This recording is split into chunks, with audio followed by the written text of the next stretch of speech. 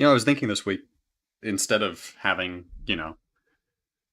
the traditional normal joke that we do and all that kind of stuff, instead we might try a cold open for the episode where we're just already talking a little bit. What do you think about that?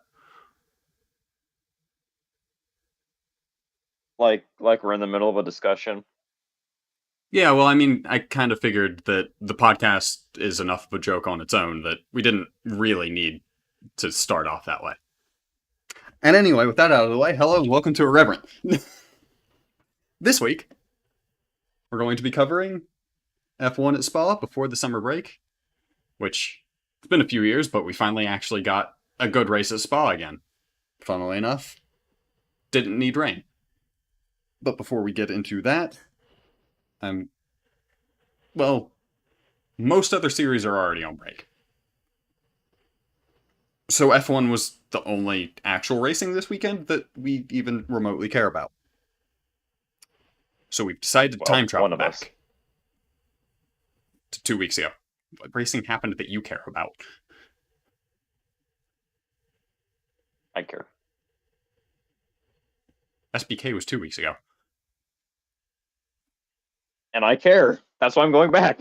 I know, exactly. We're time traveling back to 2 weeks ago so that Levi can finally get to talk about the World Superbike Championship. Oh. So, what is the World Superbike Championship?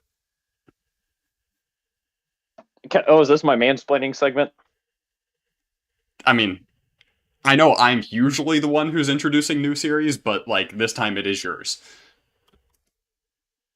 Gonna say, I feel like I introduced MotoGP, and oh, you also let me introduce the WEC and IMSA. Yeah. That was nice.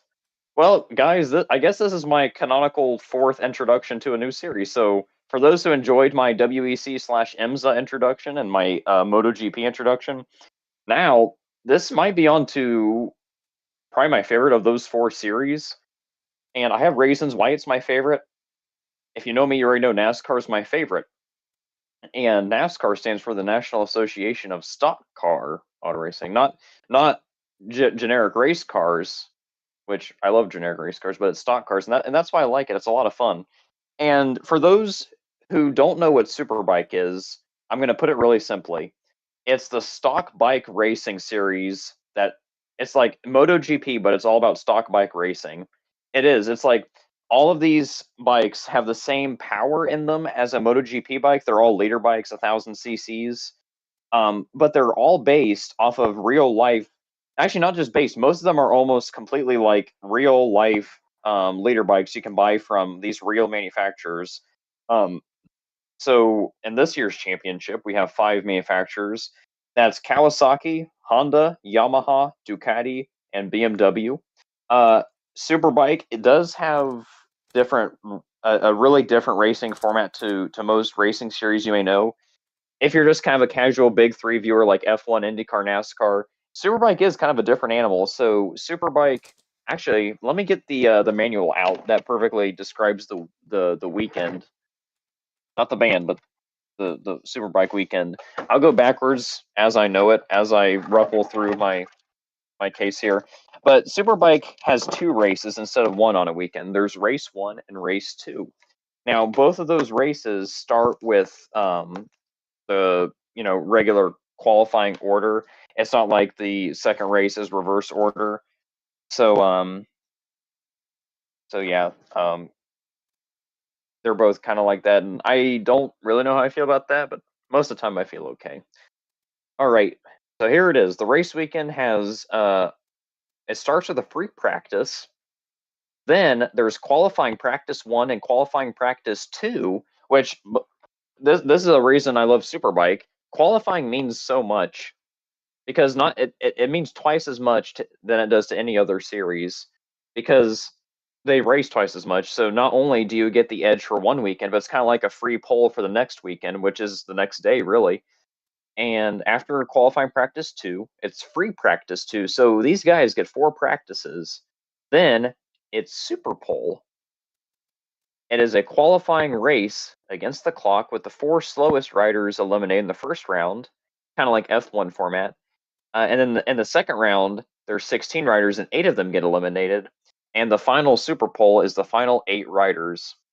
And before the race starts, of course, there's a warm up free practice, and then the 2 races, like I mentioned earlier. So that's a Superbike weekend, and there is technically 36 races a year, like NASCAR actually, which might be while I like it and still need therapy. But there's technically 18 weekends a year in Superbike, but 36 races. Um, did I miss anything? That's kind of the idea of the championship. They use a regular standard point system. No, they use the same point system as MotoGP because it's also sanctioned by the FIM, but it's just double points because there's 2 races. So, yeah, a big series with a lot of racing, a lot of stock bikes, and their winningest driver of all time is Jonathan Rea, which I'm a fan because I like Kawasaki. Spoilers. Uh, 6-time champion, and I forget how many wins, but yeah, 6-time champion. So there you go. That's the World Superbike Series, and there you go.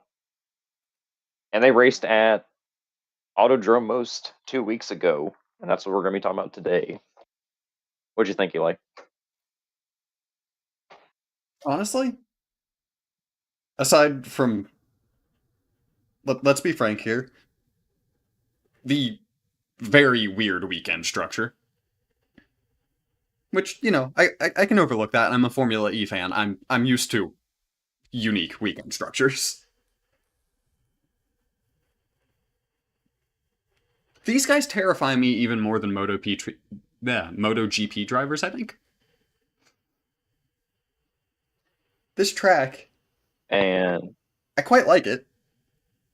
It's a lot of high-speed corners, a lot of them bleeding into each other, S's quickly switching left to right, things like that, leading to them being so terrifyingly close together at such high speeds.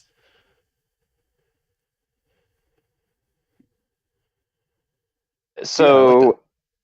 what makes it more terrifying than MotoGP? Like, what is it? Just the speed differences some of them were having. Seeing, Oh, I get it, because MotoGP is so, you mean, closer together and it's a little less chaotic. yeah, just things like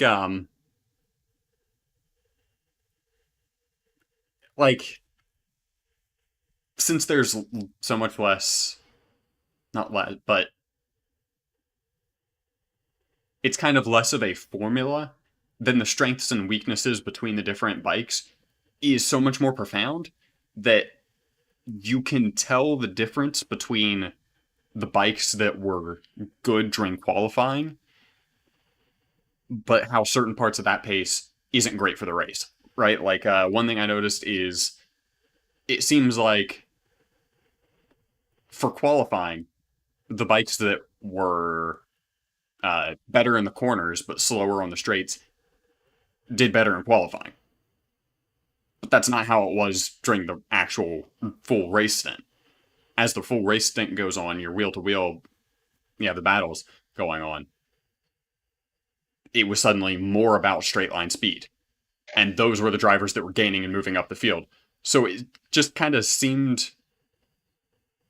It seemed like it had a bit more of a variety in what kind of racecraft was having to be done.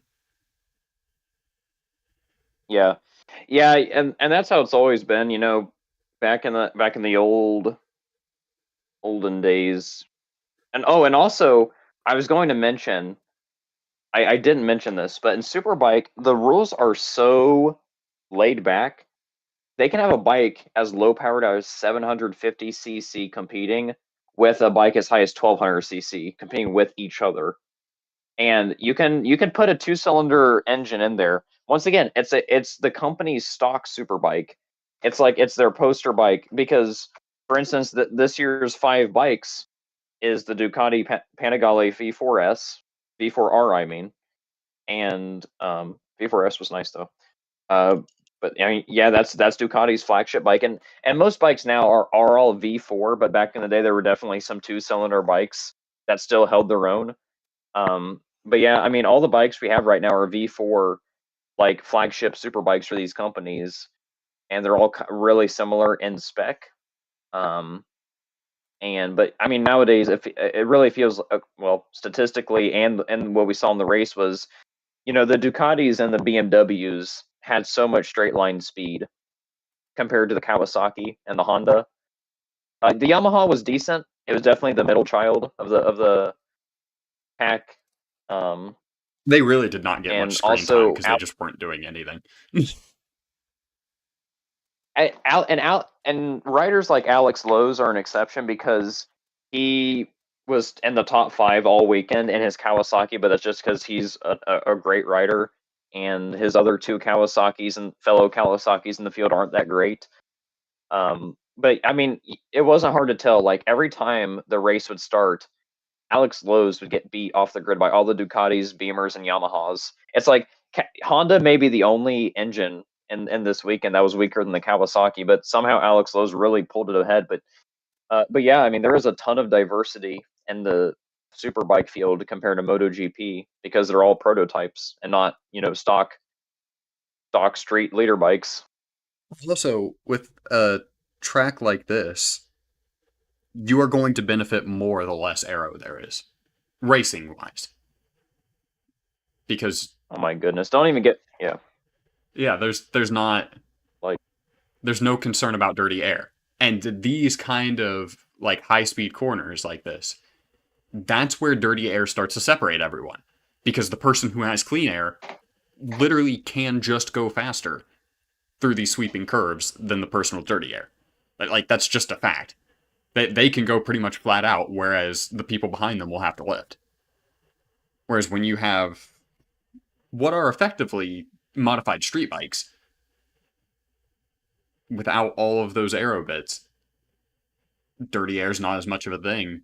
So they were able to keep the tight packs through these winding S's, unlike what we saw when we covered MotoGP a few weeks ago. yeah, and honestly, oh, a bike just went, guys, you wouldn't believe this, but a V4 sport bike just went by my house. I think that's a sign from God. Anyway, um, but dang it, what were we talking about? I got so excited about the about the Aero. bike. Oh, air. That's it. Um, I was thinking about that. Like, I'm glad we kind of call them the same thing because this weekend remind me, like, maybe the best way to race is have no aero. It's like when there's so many complaints in every racing series about dirty air, dirty air, dirty air, and the best days are when they were high horsepower, low downforce.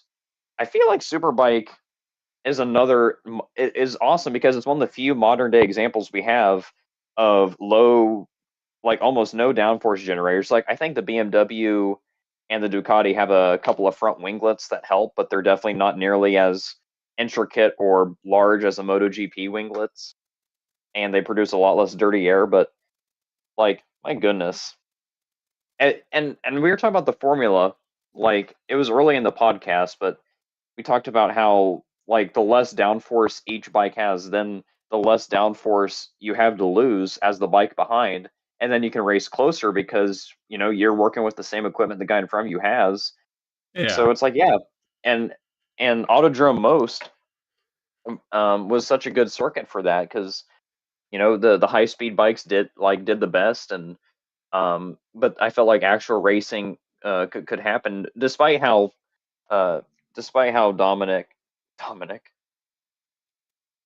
I'm trying to find his name because it's insane. Toprak Razgatlioglu. Like, despite how dominant he was, like a lot of good racing throughout the pack happened, and yeah, Also, basically, the people on slower bikes, it's not like it was impossible for them to defend. They could hold their positions. They weren't making up ground, but they were able to fight for it.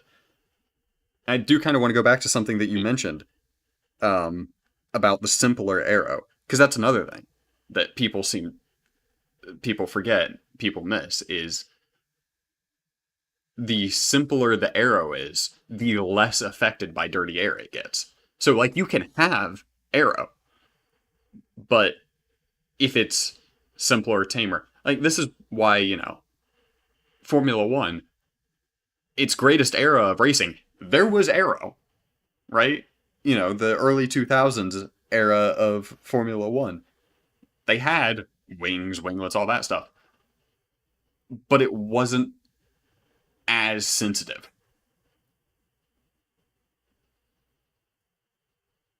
It makes a difference. Oh my god. Everything goes back to NASCAR.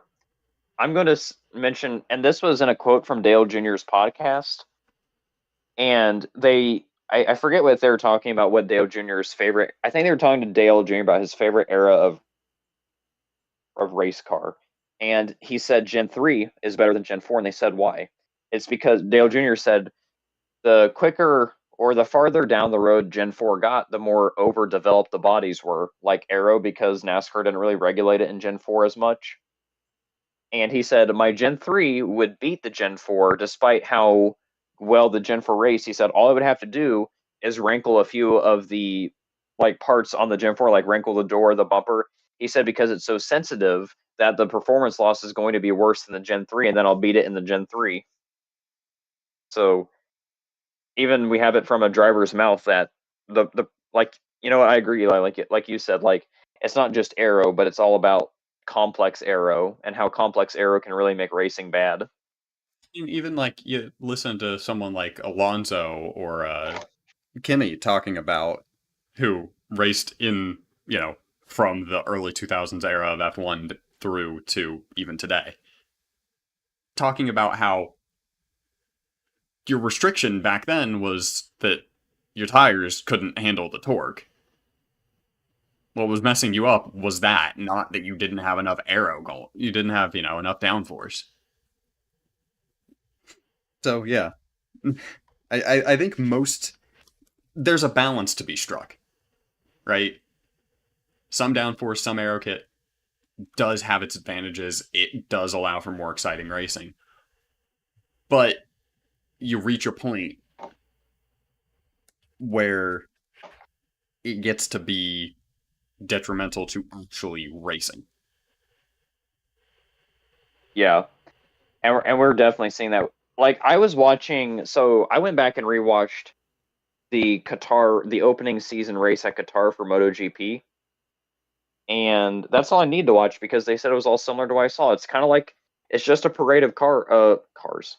It's just a parade of bikes, really. And I was watching it, and the race was actually exciting because Pedro Acosta, KTM team, was making up a lot of ground in the race, like making a lot of passes, but tire fall off made it so he quickly lost those places through as the race got closer to the end.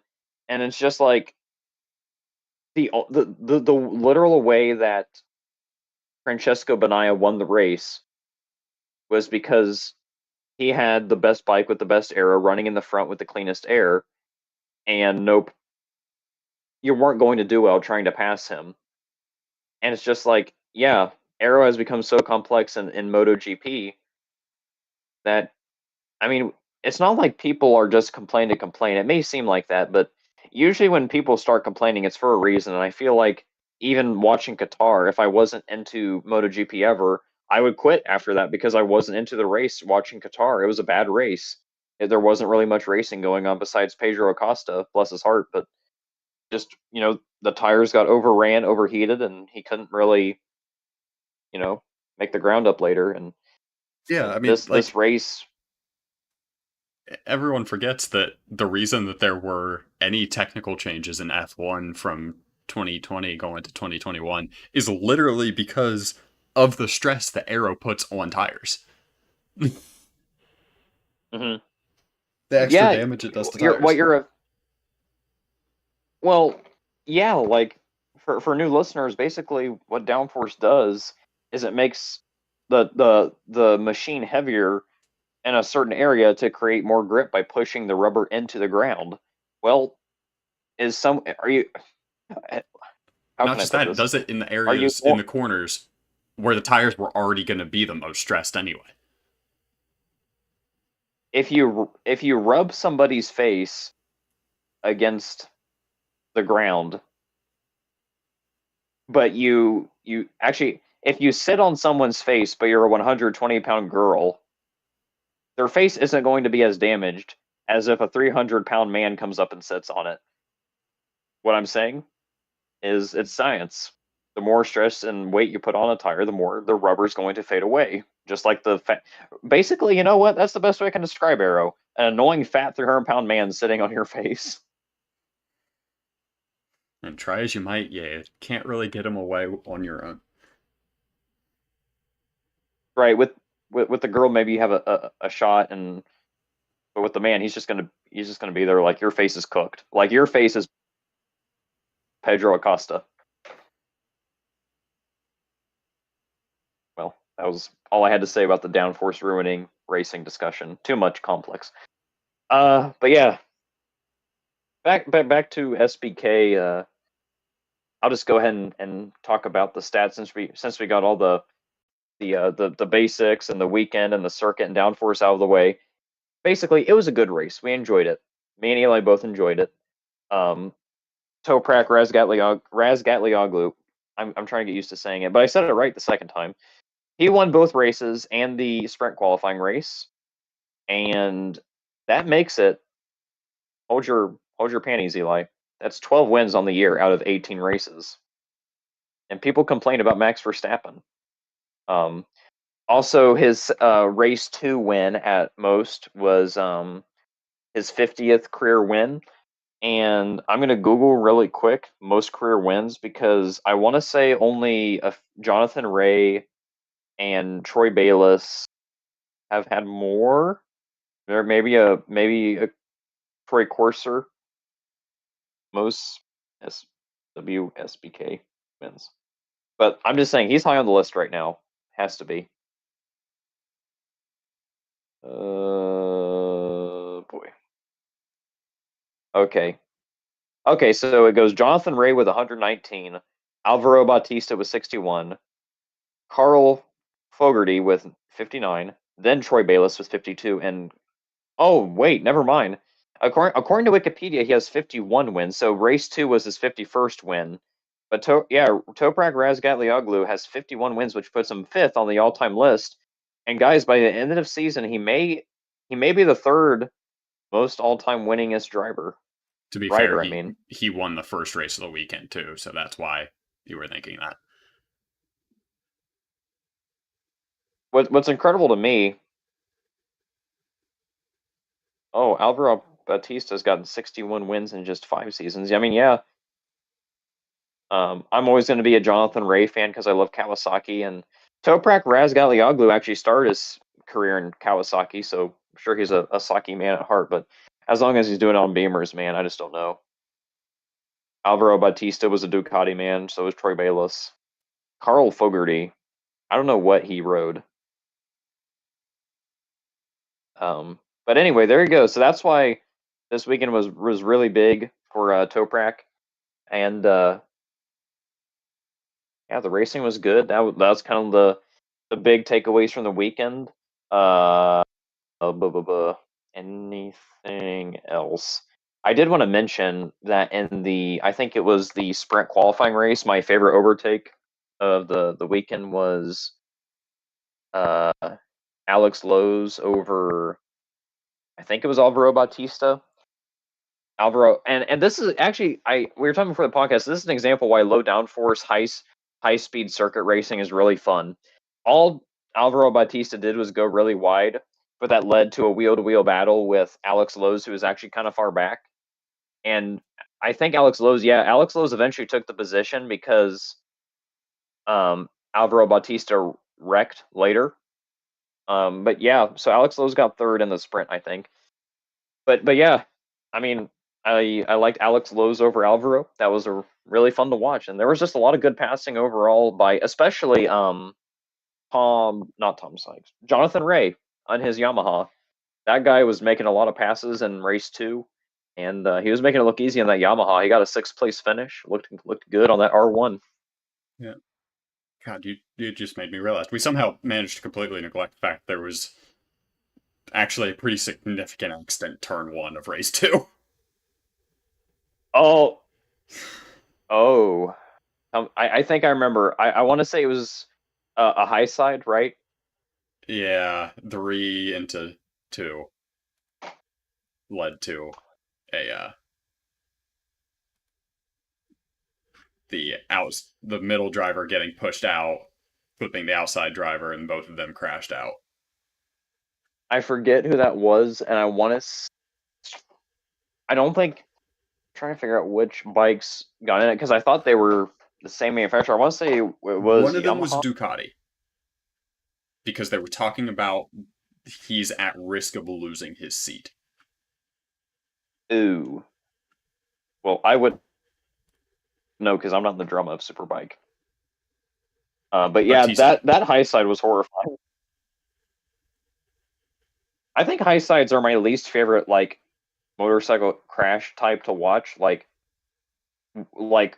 usually these riders are skilled enough to deal with an over wheelie. Like if they get too much wheelie, they can usually save it or save themselves.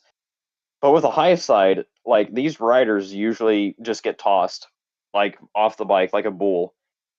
Yeah. And that is really, yeah, scary to watch.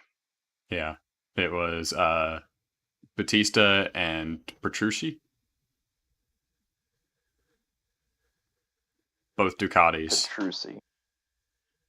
Man, Alvaro Bautista just didn't have a good weekend, did he? No. Um, let's see. Oh, fun bit of trivia. Do you remember seeing a really bright yellow Ducati near the front of the pack? Yes. Andrea Iannone, Yeah. former MotoGP rider and winner for the Suzuki team with Alex Rins as a teammate. Have you ever heard much about Andrea Iannone? No. Can't say I have. The fun fact was he's an ex MotoGP rider, and I also want to say for those MotoGP fanboys, which it's okay, like I'm a NASCAR fanboy. I I appreciate that MotoGP is faster, a little bit faster than Superbike, but a lot of MotoGP guys kind of do what the F1 guys do with IndyCar guys and just really poop on the SBK guys, and they don't deserve to be pooped on because a guy who drove for as good of a team as Suzuki, um, and he, I don't think he's won. Let me check SVK. I'm not sure if Andrea Iannone has won yet, but he competes, yeah, but he doesn't like beat out your really good guys. Even on like he doesn't beat out Alvaro Bautista or any other of the Ducati guys.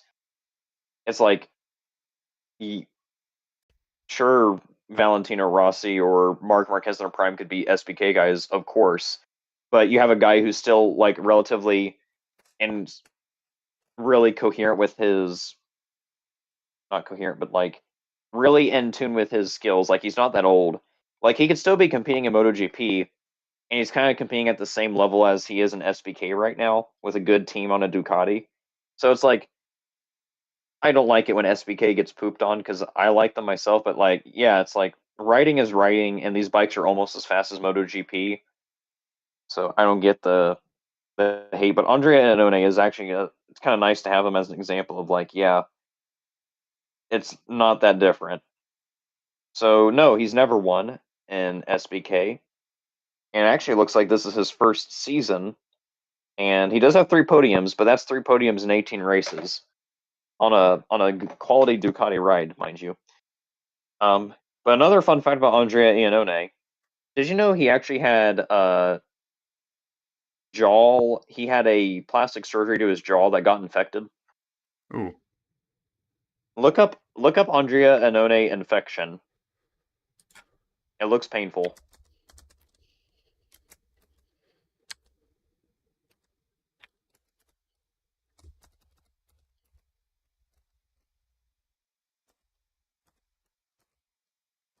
11. So yeah, okay. Andrea Iannone is 35.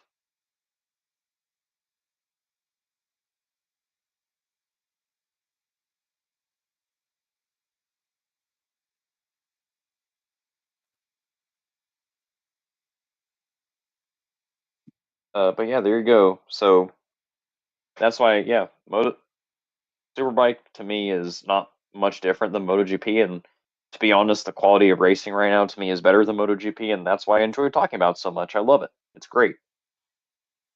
Yeah, no, I Um, definitely would not be opposed to covering more races from it in the future. and like I said, I'm more kind of into the championship. I'm more into having, five manufacturers over.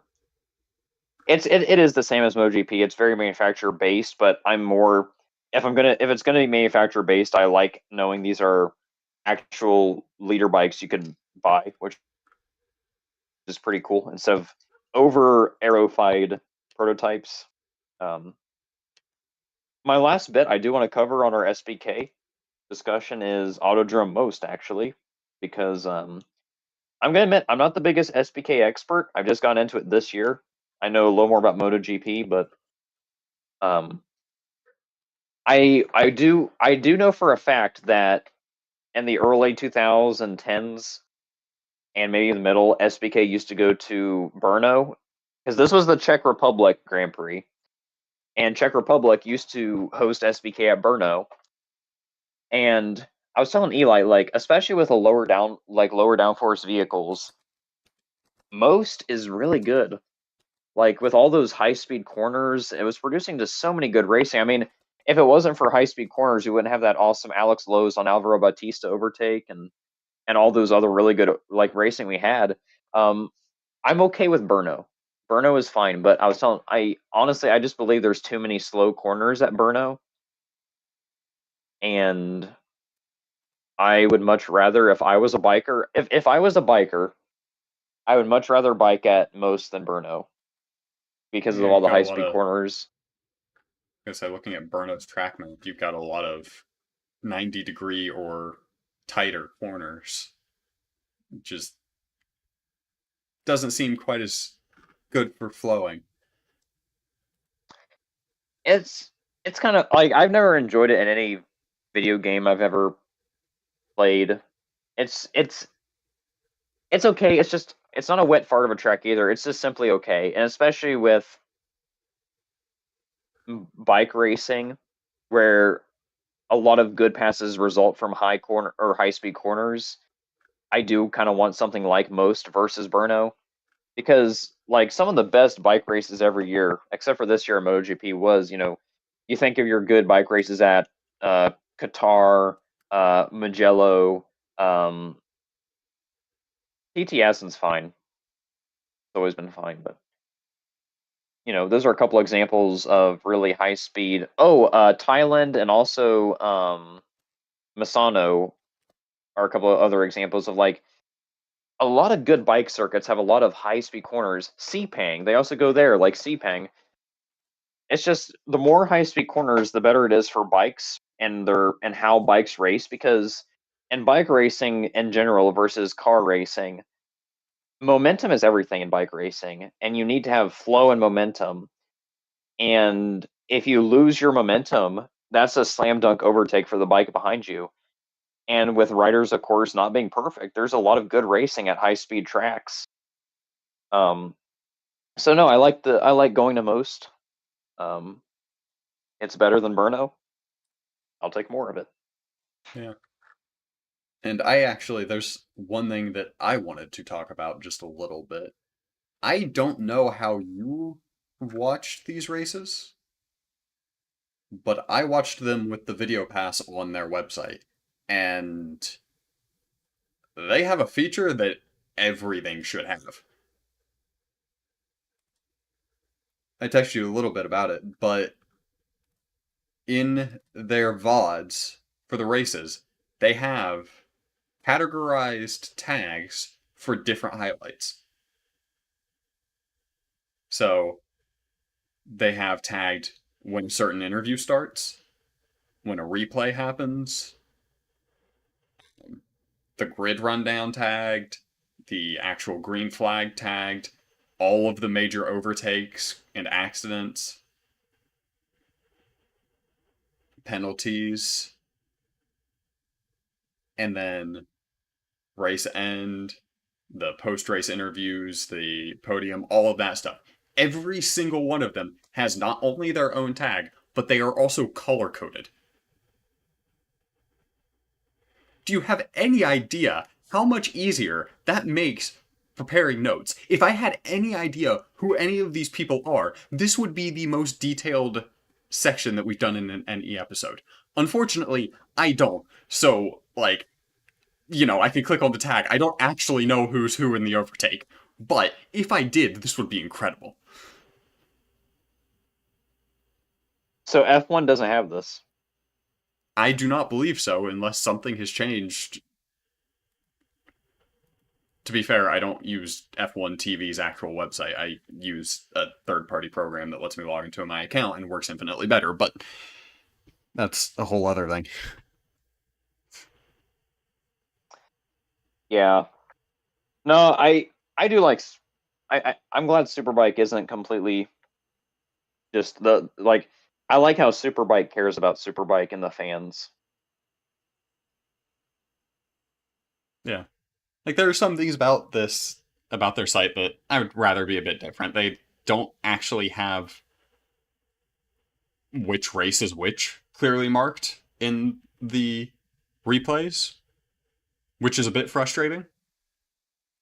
But this feature, honestly, there's no reason for every series to not have this. I agree. But yeah, so that sounds like that just about wraps up our discussion of World Superbike. Don't you think? Absolutely not. Oh, you still got more?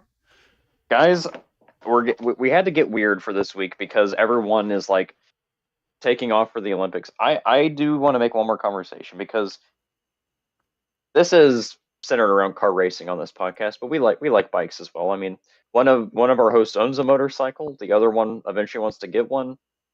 We're enthusiasts here. Um, and I just want to talk about the bikes for a second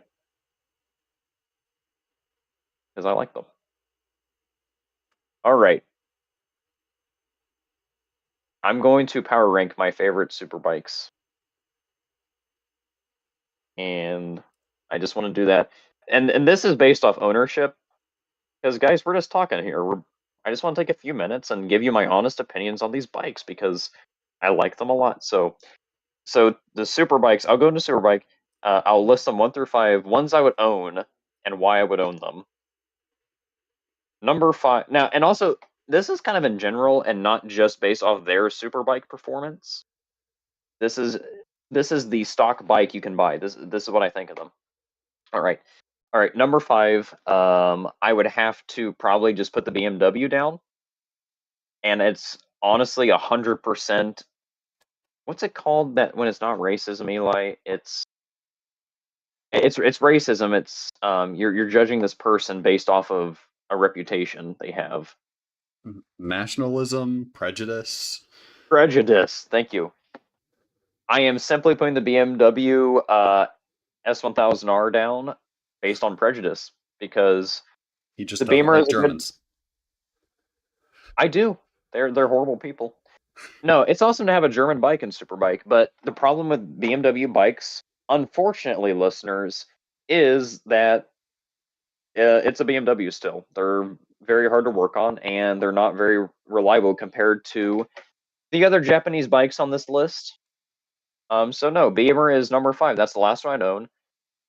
I also hear there's not a lot of great, not ergonomics, but a lot of people complain that it doesn't feel like a super bike. From what I read and hear, a lot of people complain about the feel of the bike. So I trust their feel. I trust that it's a BMW, and I'm not going to enjoy owning it. So the Beamer would be the last one I own, despite how well it's doing in Superbike this year. So that's number 5. Number 4 for me would probably be. I would simply put the Honda there because there's just nothing too special in general about Honda's leader bike to me, and I already forget what's are because I know the Fireblade is their really premium leader bike. It's the CBR 1000RR. That's it. CBR 1000RR is number 4, simply because, yes, it's a Honda. It's going to last probably forever, honestly. Like, the CBR is one of those bikes where if you, like, dump it in a river, retrieve it 10 years later, and put, like, peanut butter in the engine, it'll probably run. But I'm just not a Honda guy. When I get a bike, I like the colors and I like the performance. And also, mind you, the CBR is a really heavy liter bike in real life. It's over 450 pounds. So I don't like the BMW for how much maintenance and the feel of the bike, and I don't like the Honda for the weight and the boring colors it comes in.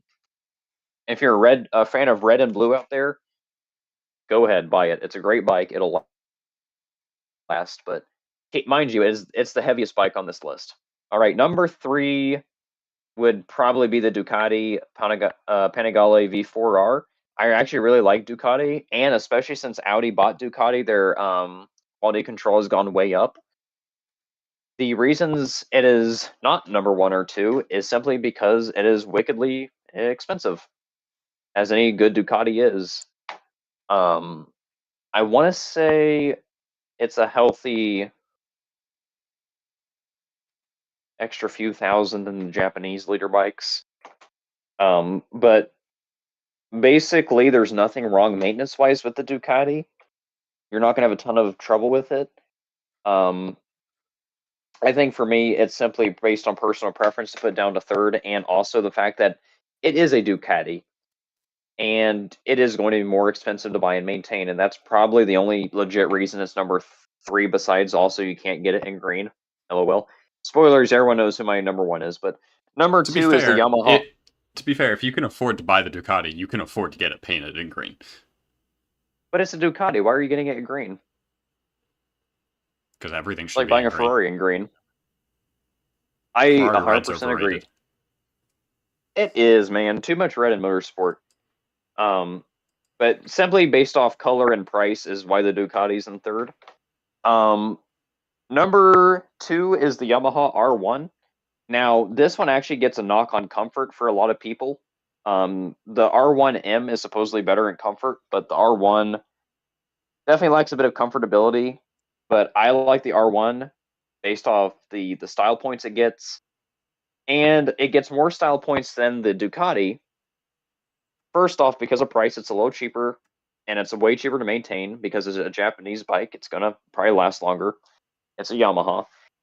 I prefer the color options, and yeah, I like R1s. R1s stand for a lot. They're one of the original later bikes ever.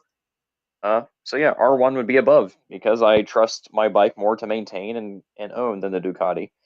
And lastly, it's no surprise, Kawasaki ZX-10R. I love it. My goodness, get it in the KRT green with the ABS. It's a little heavier with ABS, but still only like it's lighter than the Honda, that's for sure. But yeah, there you go. Simply because I can get it in green. And it's Kawasaki, it's a Japanese bike, it's gonna last forever. So not only does it beat the Ducati in price, reliability, but it's green. So basically it's the Ducati, but it's just better. So, and I also actually genuinely dig the look of the 2024 and 5 ZX-10Rs. They really look good. Yeah. So there you go. That's my top 5 list of the current superbikes. Which ones I'd buy and why. I literally just want to do that to have fun and annoy you. / have fun. I don't know. You gave me plenty of time to pull up all of the different info that I'll need for that F1 discussion. So, Oh, you're welcome, guys. That's all. Honestly, that was going to be my bit.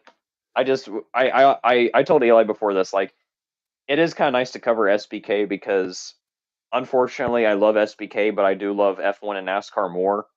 So we are going to typically cover the big 3 car tarmac to tire car circuits in the world. And it might be the last time in a while we talk about SBK. So there's my honest opinions on SBK and the bikes they race. I love it all, and we can be done. so then we get to go to a place of some renown. It's time to take a trip to the spa, or rather, to Spa itself. Come in, the water's warm. Well, it usually isn't. That has This year frequently it been a was problem. toasty. Usually This the year water we is had cold less and rain than desolate. usual.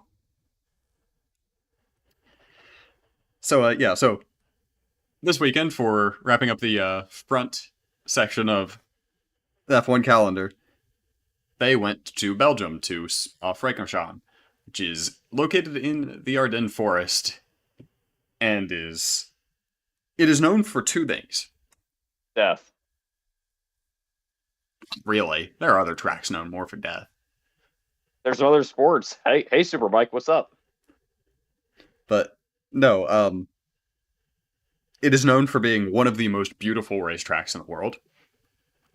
And it is also known for randomly raining a crap ton and nobody knowing when that's going to happen.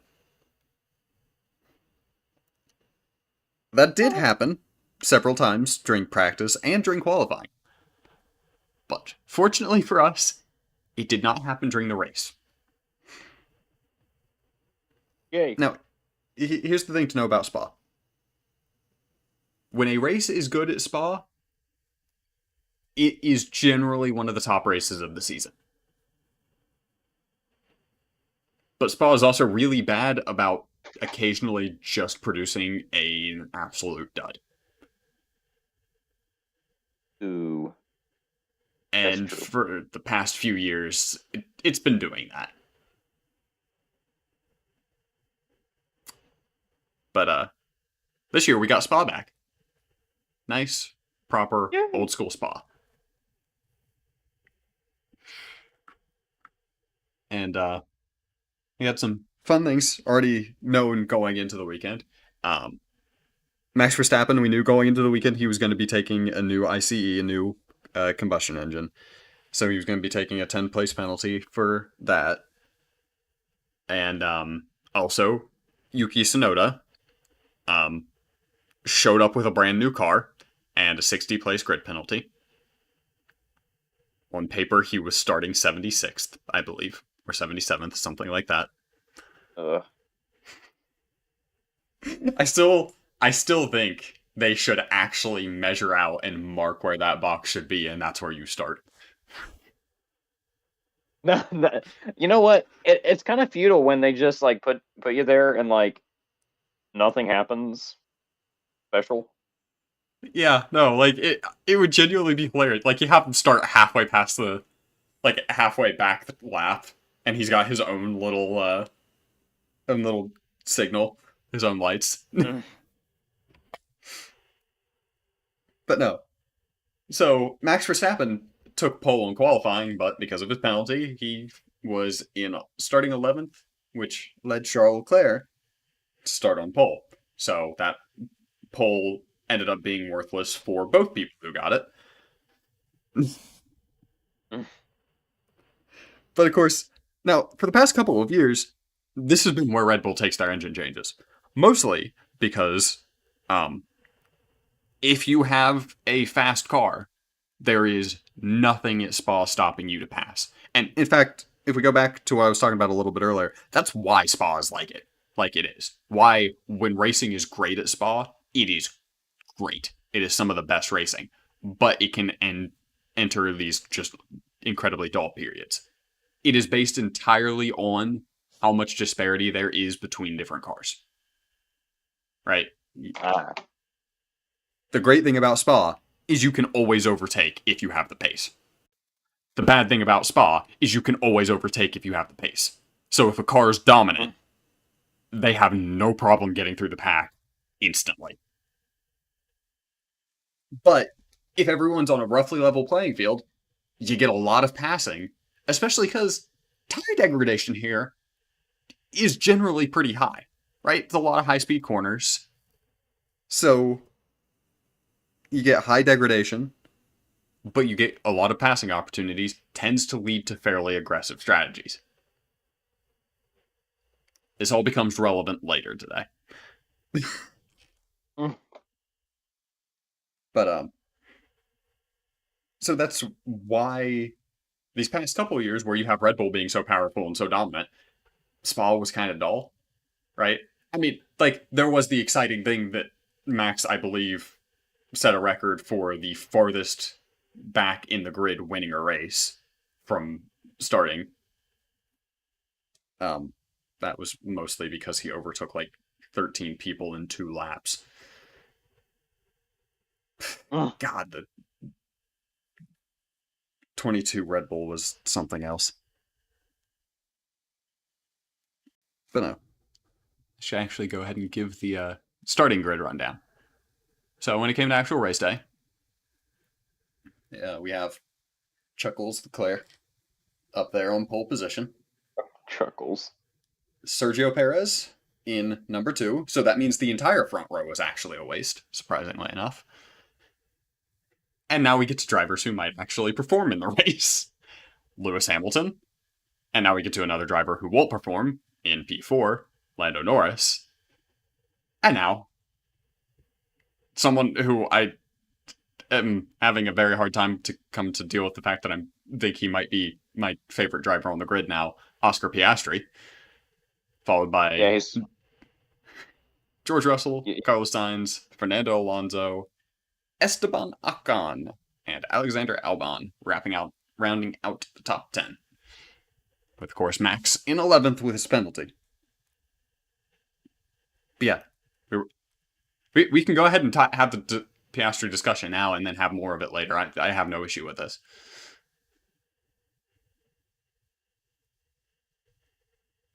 The Piastri conversation? I don't know. Whenever I said that Piastri is very quickly becoming my favorite driver, you sounded like you had something to say. I just wanted to go ahead and finish out the top 10 before we did it. I was just gonna say, like, it's kind of difficult to just see you fall head over heels in love like this. I mean, look, I was a massive Kimi fan, and, like, he's Australian Kimi. He doesn't lie. No, what I realized was generally speaking, the two drivers that I'm most excited to watch, most interested in watching, paying the most attention to, it's usually Max and Gasly. Right? Right. This weekend, I did not care about either of them. The only person I cared about was Piastri.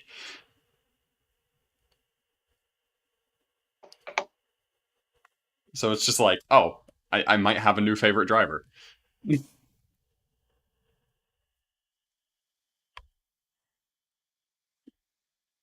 But yeah, because we have everybody starting to close up, we have an actual race.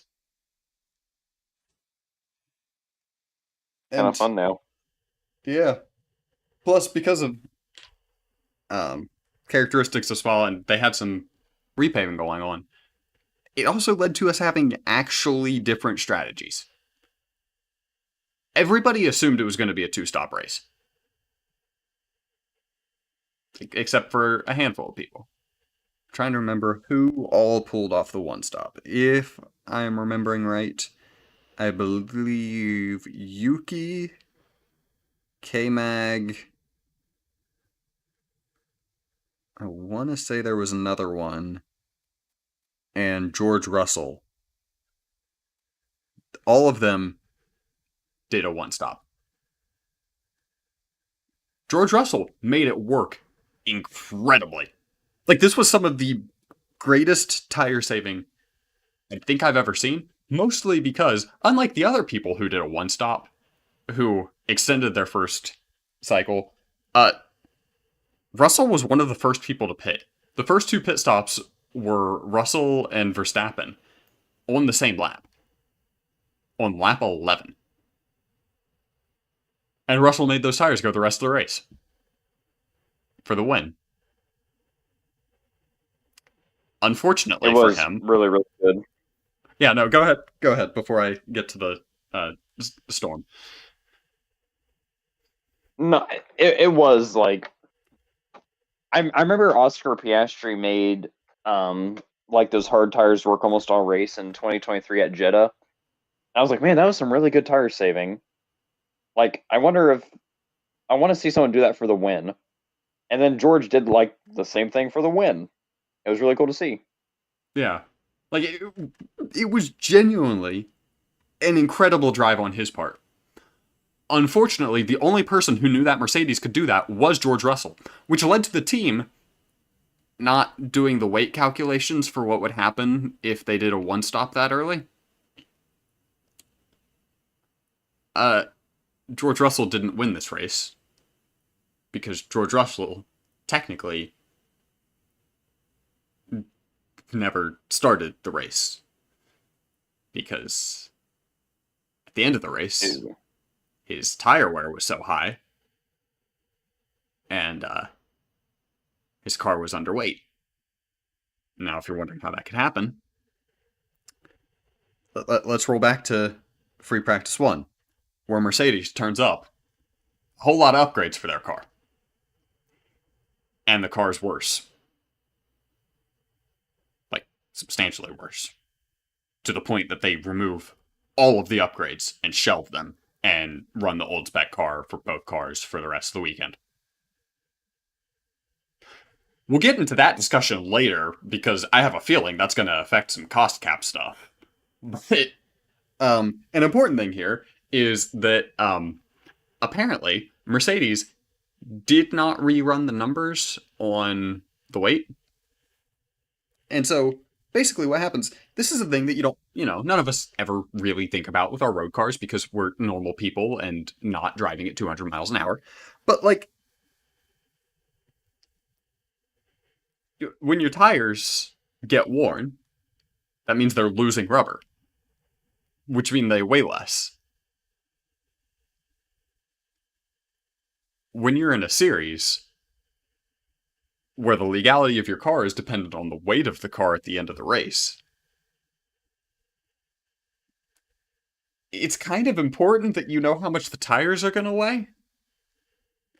And you have some ways to, counteract that. The main one is ballast. You can add a little bit of an extra weight somewhere in the car to make up for your expected loss. And that's the calculation that Mercedes didn't do. They assumed that a one-stop was impossible, so they didn't add the ballast for what would happen if they did a one-stop. That's exacerbated by the fact that George Russell did the one-stop as the earliest pit stop in the race.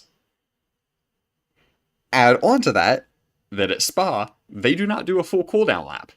They go up the hill and go to the old pit lane, and that is how, that's where they then turn back around, and that's where it ends. So he didn't have enough time to do what's called picking up rubber, which is basically driving offline to pick up extra rubber from the tires where it had worn off, getting that to stick on, to add some of that weight back on to make sure it's legal. The whole thing's dumb. We'll talk about why these rules need to change in a little bit. But the end result is George Russell does what is one of the most impressive drives of his career and has nothing to show for it. And Toto Wolff might have known. Because at the end of the race, his team that has been struggling for 3 years now has a 1-2, and it is a 1-2 on pace, on merit. And Toto looked not only not happy, but upset.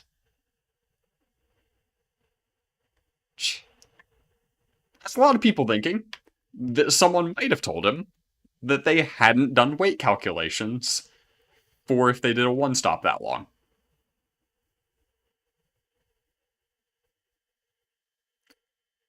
Yeah. This is not good. Yeah. So,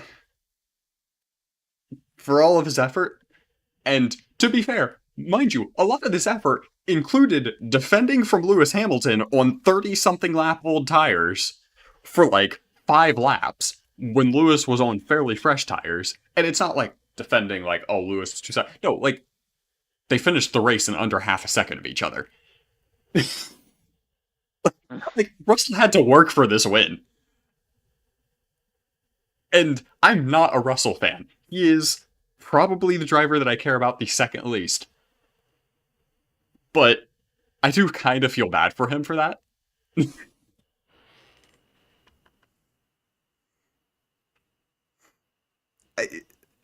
And you know what? This is where I want to talk about... This is where I think we should talk about that rule being dumb. Because you see, every other thing that can change with the weight of that like changes the weight of the car as the race goes on, there is some mechanism that they're allowed to do to overcome that, right? It's the dry weight. Right. So the fuel's removed. If they took damage, they're allowed to swap the damaged part for one of an identical specification for the weigh-in. They're allowed to change everything else. And heck, even for the tires, if they run wet tires, they're allowed to swap them to new dries. But they're not allowed to swap the worn slicks for new slicks. Every other thing that can vary the weight of the car, they're allowed to change to how it was at the start of the race, except for the tires.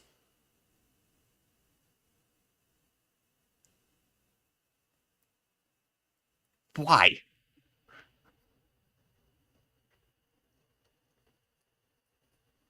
I don't know. Like, I can get not wanting to have a special procedure with every single car where, you know, the car has to pull up, to swap the tires, then you weigh it, right? Doing that for every car would be excessive and tedious. But here's the thing. George's car got weighed twice. Because when they weighed it the first time, it was exactly at the weight limit, with fuel still in its tank. Which is why they weighed it a second time. Because they looked at that and said, okay, it's still got fuel in its tank, drain the fuel, weigh it, see how much it is, weigh it again. And that's when it was illegal. So, if there's a procedure in place, or if it's kind of sketchy the first time it gets weighed, to make a change and then weigh it again, why don't we have it to be where you just weigh the cars as they are, and, you know, with the tires and with the fuel in them. And then if it's not close to the weight limit, right? It's clear that it's going to be fine. You just let it go and do nothing. But if it's really close to the weight limit or under the weight limit to where you're going to do a second weigh anyway, put new tires on. Seems pretty straightforward to me. Seems pretty simple, yeah. I don't think tires should be part of the weight limit. They're not something that the teams control. Mind you, this is not me defending Mercedes. I would never do that for the life of me. They were stupid. Like, as dumb as it is that is the rule, everybody has always known that is the rule. So, like, Mercedes screwed that up big time.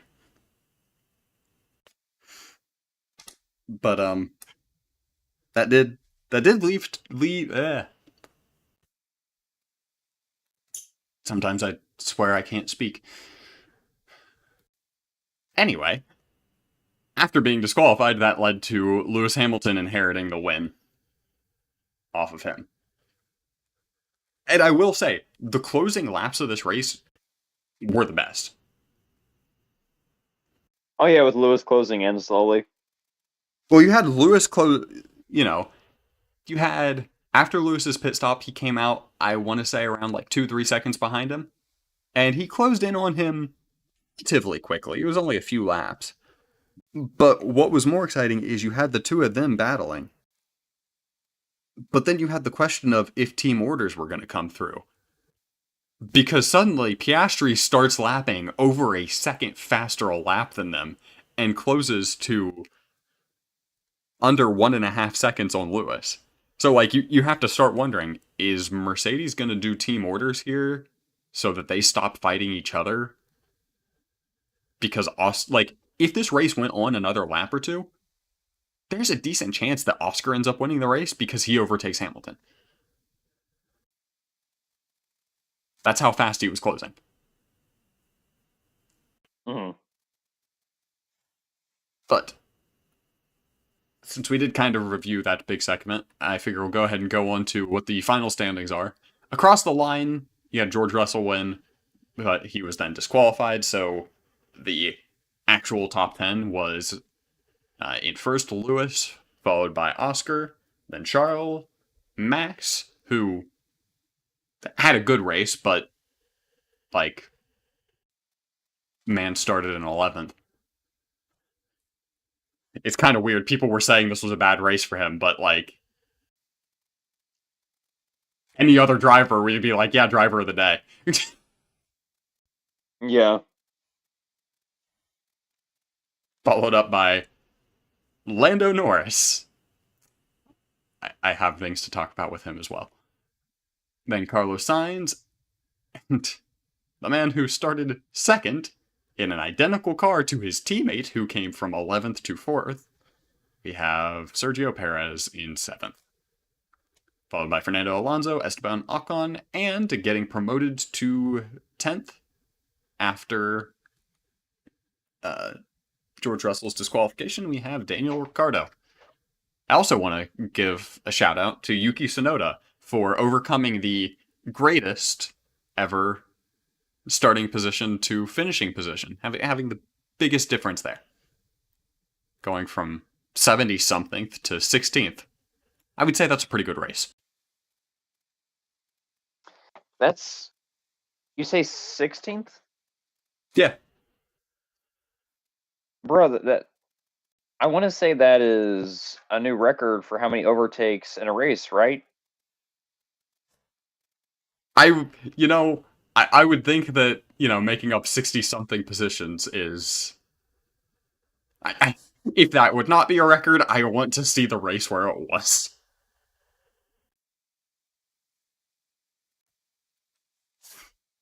But yeah, no. Yeah. Now that I've gotten my Mercedes slander, it's not really slander because it's all factual, but my Mercedes trashing out of the bag. Uh, you have anything you want to talk about before I start laying into Lando Norris and Checo? Oh boy. Um, Before I go into my thing, really quick note to any Lando fans that may be listening, because there actually might be. I'm so sorry about Eli. I mean, I can't defend what Lando does, but Look, I'm he's a so bottle sorry. merchant. Stop it. Stop it. I'm giving them a fair warning before you begin. But yeah, just if you're a Lando fan, you may want to scrub ahead by, depending on how long the rant is, 20 minutes at least, probably. And I would warn Sergio Perez fans, but if you exist, you're probably too depressed to listen to a podcast, so I won't say anything. If you're still listening at this point, after how many episodes we've done talking about him. Yeah, they already know what's coming. Um, I don't really have too much to add to this race other than I agree. Like, I actually thought this, of course, was a good Spa race to, this is Prime F1. And even though everyone is caught up at the same time, and that would probably give Max Verstappen his 4th championship, I don't mind too much because we're actually having a good season. We're actually getting a good variety of winners. And I know what I wanted to talk about. Now, Eli thinks he's cool and is pretending like he didn't think Max Verstappen was going to win with a new ICE in 11th. I 100% thought that Max Verstappen was going to go from 11th to 1st. I thought It was he was going to going to take get a time, podium. but I thought he would get a podium, but I thought one of the McLarens was going to win. yeah, no, that's totally reasonable. But with how good Max Verstappen was in practice and qualifying, I'm like, oh, there's no way they're holding him back. Like, there is no way he's not winning this race. And not only did he not win this race, he never looked like he was a threat to, which, if I am Red Bull, you should be concerned. You're probably already concerned, but I feel like the last time we talked about Red Bull potentially needing to be concerned, it wasn't much more than that. It's like maybe you should watch your 6. These guys are catching up. It was It early is very 22. much like with Ferrari. Early 22. Yeah, it's like this is like the last few months have been the first time since then that Red Bull have not looked like the best team. And in fact, I would dare to say that I feel like on any given weekend, not only is McLaren better, but any given weekend, either Mercedes or Ferrari, never both at the same time, but McLaren and either Mercedes or Ferrari are better or as good or better than Red Bull. And it's like it's really amazing to see this tight competition. I don't know that I could include Ferrari in that with how they've been recently. Well, they were maybe recently, definitely over the span of the season. They've they've of course had a couple of moments, but Start of the season, they're still in there. Like they were the biggest threat, but I don't think they really qualify anymore. I still think of them as kind of the same because they're kind of in the same spot they were last year, which isn't great, of course, but they're still competing. Like, I mean, Charles got pole, right? Am I getting that wrong? No, yeah, he got pole unofficially, but he got pole. Like, Ferrari's usually right there. Even if Mercedes is usually the one battling with Red Bull against McLaren, I feel like Ferrari is still mixing up to a point where it's very much a 4-team breakaway at the front. Even if Ferrari's being Ferrari. I was gonna say Ferrari is slipping down the constructors' standings pretty fast because a few weeks ago they were in second, now they're in third behind McLaren, and Mercedes is closing in on them. Yeah.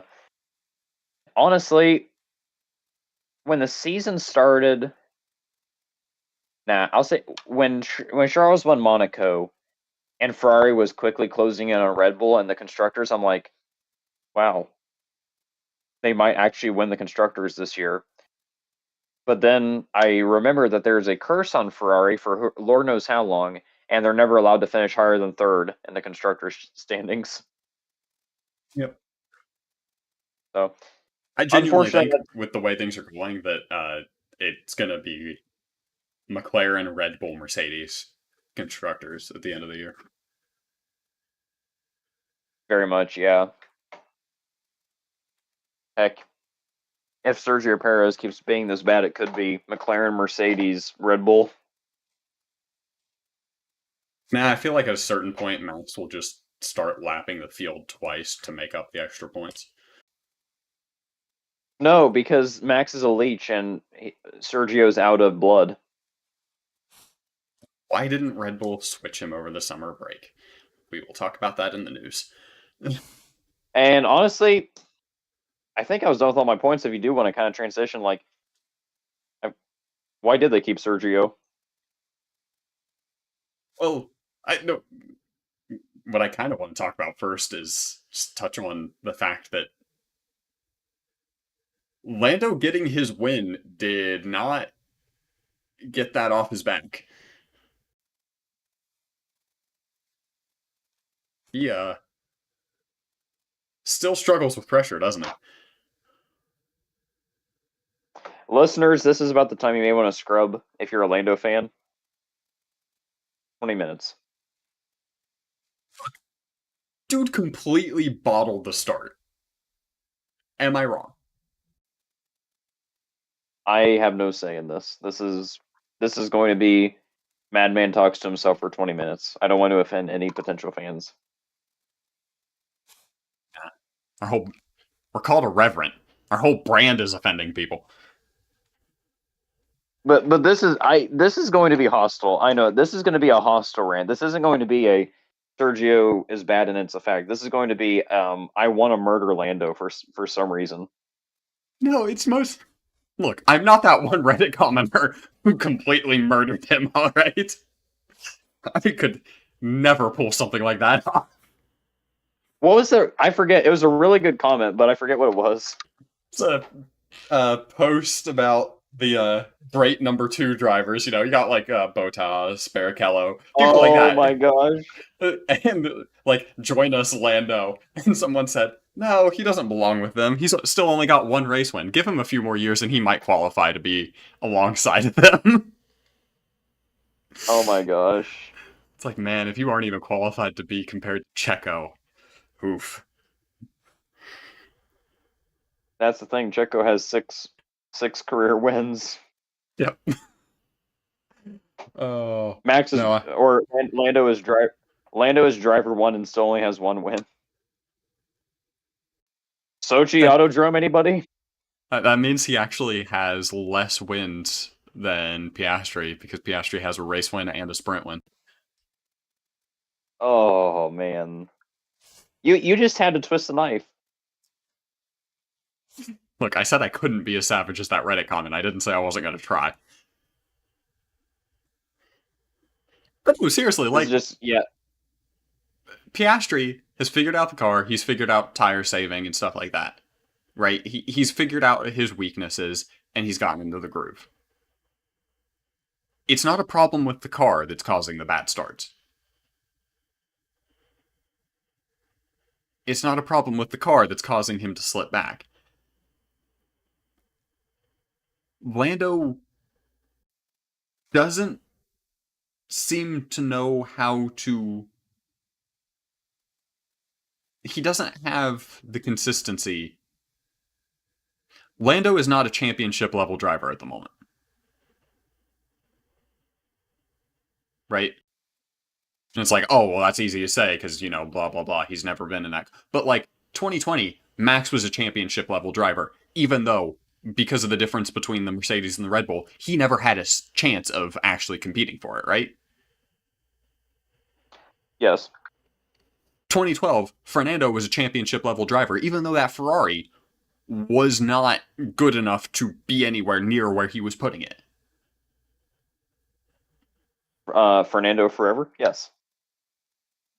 And then, like, 2003, Kimi, championship level driver, but his McLaren couldn't keep up with him, right?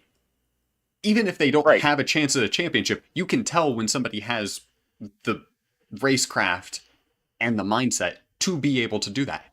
I don't think Lando currently has that. But Piastri does. And that is really bad for Lando. Because it's looking like McLaren's going to be the ones contending for the championship next year. Red Bull looks like they're going to be having some chaos, so they might not be much of a factor at all. And if Oscar's the one who's able to keep a cool head, if Oscar's the one that's able to be consistent, he's the one who's going to take McLaren's first championship in, what's it been, 15 years? No, 17 years it'll have been? McLaren. Yeah. It would have been It was Hamilton 17. in, oh wait. So yeah. If that happens, it destroys Lando's career and his legacy.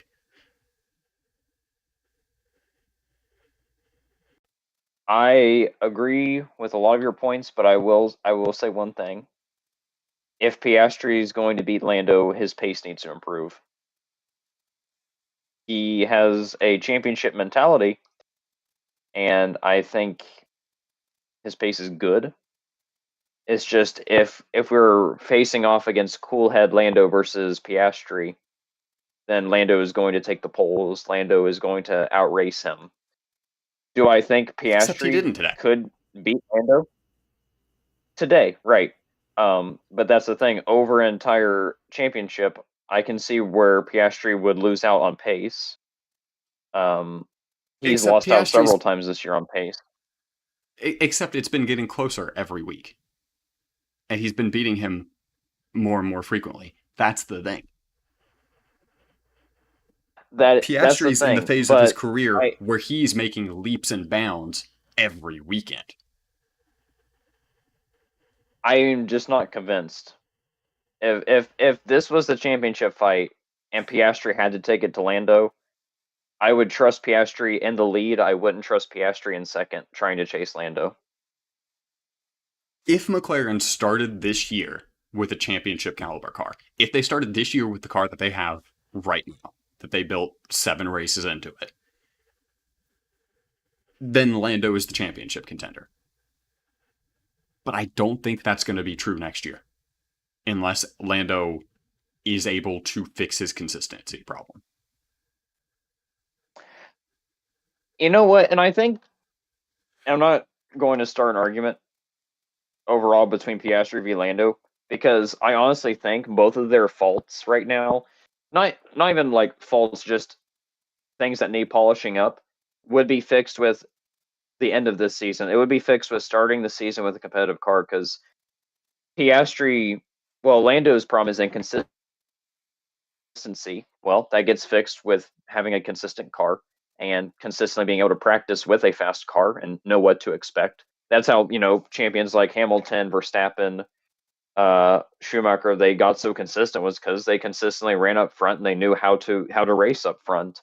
A lot of Lando's problems with consistency are usually errors and racing people, and But errors Lando's been with racing in the top 10 for around most him. of his career. Yeah, and so I do think Oscar's pace deficit will get better with a better car, and I think Lando's inconsistency will get better with a more consistent placement up front. So no, I don't. I'm not going to discredit Oscar as a championship contender. I'm going to put it this way. I think the two of them would be in a very exciting championship battle to watch, because they both bring exceptionally different personalities to the table and different driving styles as well. And that's where the risk comes in, though. My biggest thing is Lando has been in F1 long enough and been towards the front for long enough that some of these things should have been ironed out, right? Lando Maybe. this year should be looking like Max did in 2020, and he's not. He also drives for McLaren. I'm willing to give a McLaren driver a little more time to develop, because it's different from Red Bull development and team quality.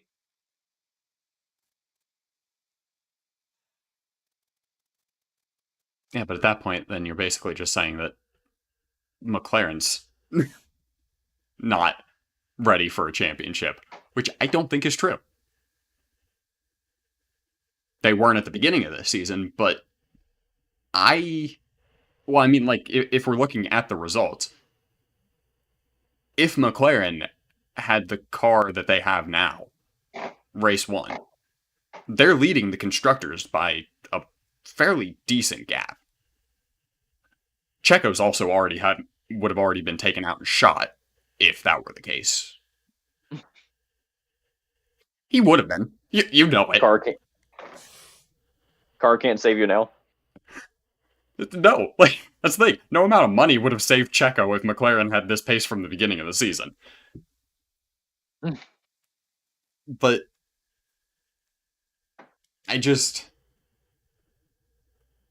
Lando drives based a lot more on emotion. It's the same problem with Charles, right? When they're in a good headspace, yeah, I can agree. And they're able to maintain that, they do incredible things.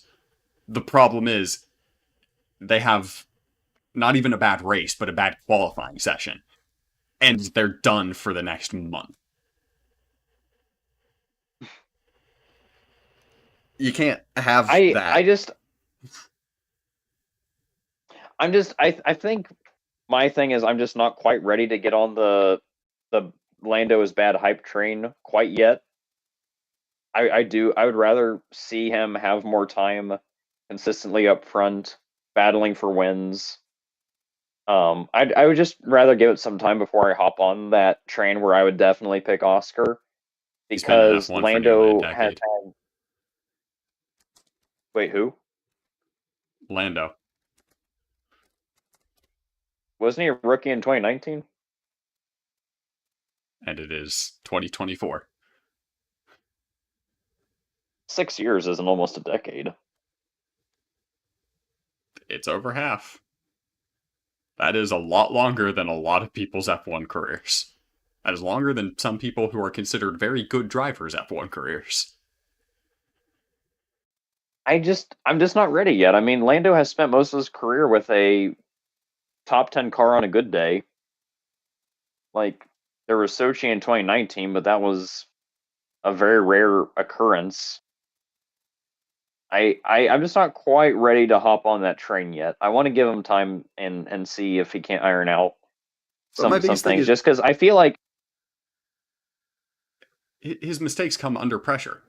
And like he's been in the position where like he has been doing the most wheel-to-wheel racing that you get in the series.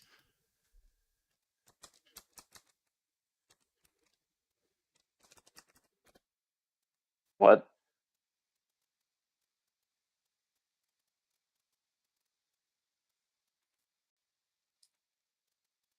what'd you say? I said his problem is whenever he's racing somebody, when he's wheel to wheel, when he's dealing with those kind of battles, and that's the kind of thing where that's the sort of racing that he was dealing with the most as a midfield driver, as an upper midfield driver. That's where he should be the most used to. I don't know. I'm still gonna dig my heels in the ground a bit and say I'll give him more time because I don't really even feel like the hype has been there for a long time. Like I I feel like people really haven't even like cared about how if Lando's good or bad until he got together with Max. Really, I've been hearing about hype about Lando since 21. well, congratulations, but I didn't. So there you go. I say even back in 21, people were after 2020 where he was able to stick with signs for the season. People were talking about him being a future champion. Oh no, I don't mean about hype, like that kind of hype. I mean like we hate Lando. He's not a championship caliber driver hype. I I feel mean, like I it's haven't. because I don't. he's in the car where he shouldn't be making these mistakes. Well, that's great, but it's like I feel like what triggered all of this in the first place was when he got together with Max, and people were like, I don't know, man. Like he made that mistake, and he made the like mistake at Sochi. He makes a lot of mistakes when he's leading. I don't know, and then this kind of makes it worse and everything. And then what happens at not Istanbul, Hungaroring happens, and it's a kind of a bad month for Lando. And then now I feel like there's a lot of hype about, oh, I don't know, like, and then Helmut Marko's like, well, I think Piastri's the better driver, and everyone's like, yeah, Helmut Marko's right, and Did Marco I just say that? haven't. Yeah, Helmut Marko said Piastri is the better driver, I mean, he's not wrong, but I didn't know that. but Helmut Marko has also said a lot of things. Yeah, So I kind of ignore most of what he says. Helmut Helmut should have been out of there a long time ago. Helmut's yeah. Doesn't help that he constantly contradicts himself, as we'll get into with the Sergio Perez situation. But Oh, the South American. yeah, But yeah, I'll put it there.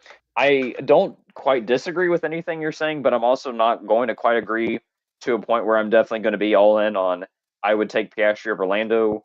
I'm kind of equal at this point. I think for every mistake Lando makes, Piastri will be behind him enough to where it could equal out. right now, yes. The thing is, my thing is, Lando hasn't been growing at the same rate that Oscar has this season. And Uh, if it keeps going the way it has been, what I'm thinking about is the end of the season. I I'll be a wet blanket there because I do want to say Lando is one clutch turn away from winning in his first season in F1, and Oscar has never really been that close. And Lando did it with not as good of a car. What? Yeah, yeah. Remember Russia? Was that 2019 or 20? It's 21. That was his third Sochi year. was 21. Yeah. Man, like I just got really bad time blindness all of a sudden. Yeah, no, the McLaren that year was pretty good. I literally thought that was 2019 this whole time. I No. thought that was 2019 Sochi. Okay, I don't even know if we raced in Sochi in 2019 then. No I idea. don't know. Well, I don't know then. My point is no longer valid because now I got, yeah, it's 2021. I was gonna say, I'm pretty sure if I'm remembering how everything worked right, McLaren was better than the Ferrari that year. I, yeah, no, for real, but I I just it's too soon to even I don't know. I For me personally, it's too soon to give any definites because like Piastri is getting better, but he's not a Lewis Hamilton. He's not going to be in the same category as a Hamilton, Verstappen, Alonso. I mean, those guys when they came into F1 had the pace, like especially Hamilton. Like Okay, so Hamilton, two things. One, I'm not saying definites. I'm very specifically not saying definite. I'm saying this is what Lando needs to change for this to not happen. But two, you cannot talk about the time of unlimited testing and compare that to today. I am not going to let that happen. Lewis had well, more time behind a current F1 car before he started racing than Piastri has had now in 2 seasons. no, I'm not going to let that happen either because right, like Hamilton was able to beat Alonso and almost win the title in his first season. To me, that isn't just testing. That's he had the talent, and the talent came right out of the gate. I think Piastri has a talent, but he's just not. He's not a Hamilton. Like Piastri very clearly could not compete with Lando his first year, and yes, it's getting better, Because he but was still learning the cars. Lewis well, didn't have to worry about that. Lewis Even didn't Max have. had to learn the car. Well, you're missing my point. Lewis was able to beat Fernando Alonso to a point where he almost took it all his first year. I don't care If about the Oscar had testing. the same amount of testing that Lewis had, he beats Lando his first season. Well, we're never gonna know, will we? Yeah, But but like that's the point. That's my point of like you can compare him to Max. You can compare him to people after the testing restrictions. But like comparing him to a generational talent from before the testing restrictions is completely invalid. If you want to I compare the no, junior it's not. careers, but like if you compare the junior careers, it's pretty close. But like you Piastri's biggest weaknesses in his first season were all related to not being used to the car. Lewis never had And that you criticize because he had the time to do that. Lando has had the time in the series to know how these cars work. I know what I did wrong. I compared him to Lewis Hamilton. No, yeah, I should have compared him to like Verstappen. Or no, I should have compared him to Vettel. That would have been better. The difference between Piastri and Vettel is Vettel could win in Vettel a minority. had a. To be fair, we need to cover that race at some point because that whole situation was ridiculous. I just no, and I think that's the one definite I will say. Piastri is not going to hold his own against a category of driver like Verstappen or Hamilton. See, I would I don't argue that, think that he Piastri is is in that that low. category. If you look at his junior No, career, I just that's that's good, but there's just not something there for me. It's missing. Like I I want to give him the benefit of the doubt. I think he's going to win races, but I think Piastri is more maybe along the lines of a Robert Kubica or maybe a Button or someone like those guys who are definitely like they were A tier drivers, but they weren't quite S tier. I, There's like just he, there's just something missing from his. It's just his pace shouldn't be. I feel like so far behind Lando's sometimes. Like Piastri and usually in practice, it always feels like he's always at least 3 tenths behind Lando usually on their quickest lap. And it's just if I don't know, it's just that was kind of the same gap last year, if may a couple tenths better, but it's like tenth to tenth. If he really had that potential, then he's been in, at this point he's had over 36 he's had over 36 races of F1. And yet you're arguing that Lando's weakness is because he's not had enough races.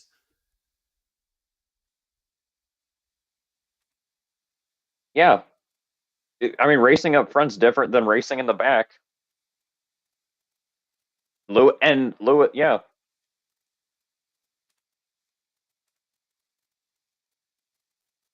I just think there would have been something pace-wise that would have shown up right now that's not for Piastri. And it's going to take I just don't think time will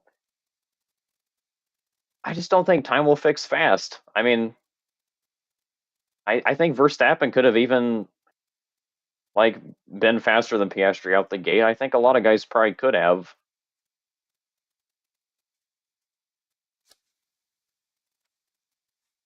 Max I didn't. mean, even freaking Oliver Bierman, Oliver Bierman in his first F1 race, to me, showed more pace than Oscar Piastri. Bull. He got seventh. Like he got seventh place, and Oscar Piastri is usually hanging down there in a car. That's like a top four until like the end of the race. One, And the somehow Ferrari he gets, was like, in the faster top than the five. McLarens that weekend.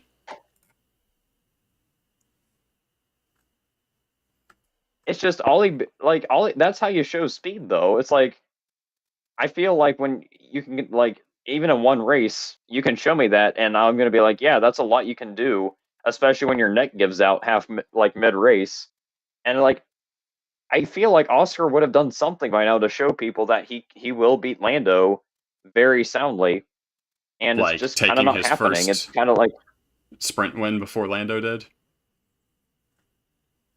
on pace. it's and track position maybe that was good, but yeah, that's fine. But also Rubens Barrichello also beat Michael Schumacher once a year.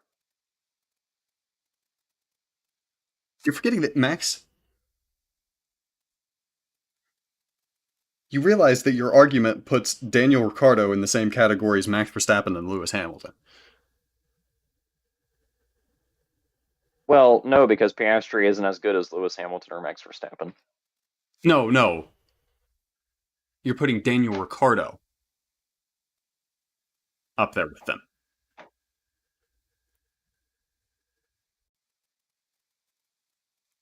Daniel Ricciardo, for the first few seasons of Max, was not only competitive with him, but he beat him the first year.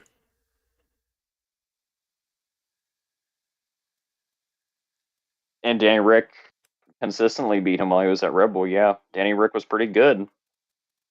And Lando is better than Danny Rick. Danny Rick was depressed in 2021. That was different. My boy was suffering mentally. That's an unfair point to bring out, is a depressed Daniel Ricciardo. What you're saying is that, like, you are trying to argue that, like, Piastri's current first two seasons haven't been good. He has done what the car should be expected to do with less than ideal circumstances. My point wasn't he's not good. It's just not he's never going to be that like wonderful. I guess he's going to be good. I don't think on pure raw pace, if confronted with another really elite challenger, he's going to hold pace wise. Would you say that 2017-2018 Danny Rick is comparable to current Lando Norris? 2018 Danny Rick. Are we talking the Monaco edition or are we talking the season edition? Like 27, 2018, like how he was average over those two seasons. I think 2018 Danny Rick could have competed with probably the best of them. I think Danny Rick could have held his own. I don't think Danny Rick pace wise maybe, but I think Danny Rick would have competed pretty well. I think Danny Rick to Lewis is kind of comparable to Piastri to Lewis. Yeah, if we make Piastri peak Piastri, it might be Danny Rick 2018. My point is, what I'm asking is, wait, hold on, what did you do? Then you're saying that peak Piastri would have beat peak Max in 2018 Peak Piastri would versus be Max in 2018. comparable to 2018. What? You you you just argued my point for me. You're welcome. Because what you just said is that you think that peak Piastri, as he is, would have been able to beat Danny Rick in 2018. No, he would not beat Danny Rick. He would be close to. He would be peak Piastri would be just about as good as Danny Rick 2018. Which means you're talking about a driver in the second season of their career versus a driver who was in the fifth, sixth. Piastri is not peak right now. I am saying 10-year veteran Piastri would be about as good as 2018 Rick. No. That was my point all along. Peak Piastri, like veteran Piastri, is about as good as 2018 Danny. 2018 Danny was really good. That's a compliment. Like 2018 Danny was really, really good. No, that is. I am not letting that slide. I thought you knew that's what I meant. That's not what you. That's not the question I asked, so it wasn't the question you were answering. I The gave you question what I I explicitly asked is Piastri. What I actually asked was Lando this year versus 2018 Danny Rick. said. Oh, well, I don't think you did ask that question, but I'll answer No, it. I have the recording. I can go back and play it again. I said 2017 to 2018 Danny Rick versus current Lando. I thought it was current Piastri was the original. No, it wasn't. All right, well, this year's Lando versus Danny Rick. I would probably still pick Danny Rick. Yeah, What? 2018 Danny Rick was built different though. That is peak Danny. I mean, it was, which is why I'm using that year, but, like,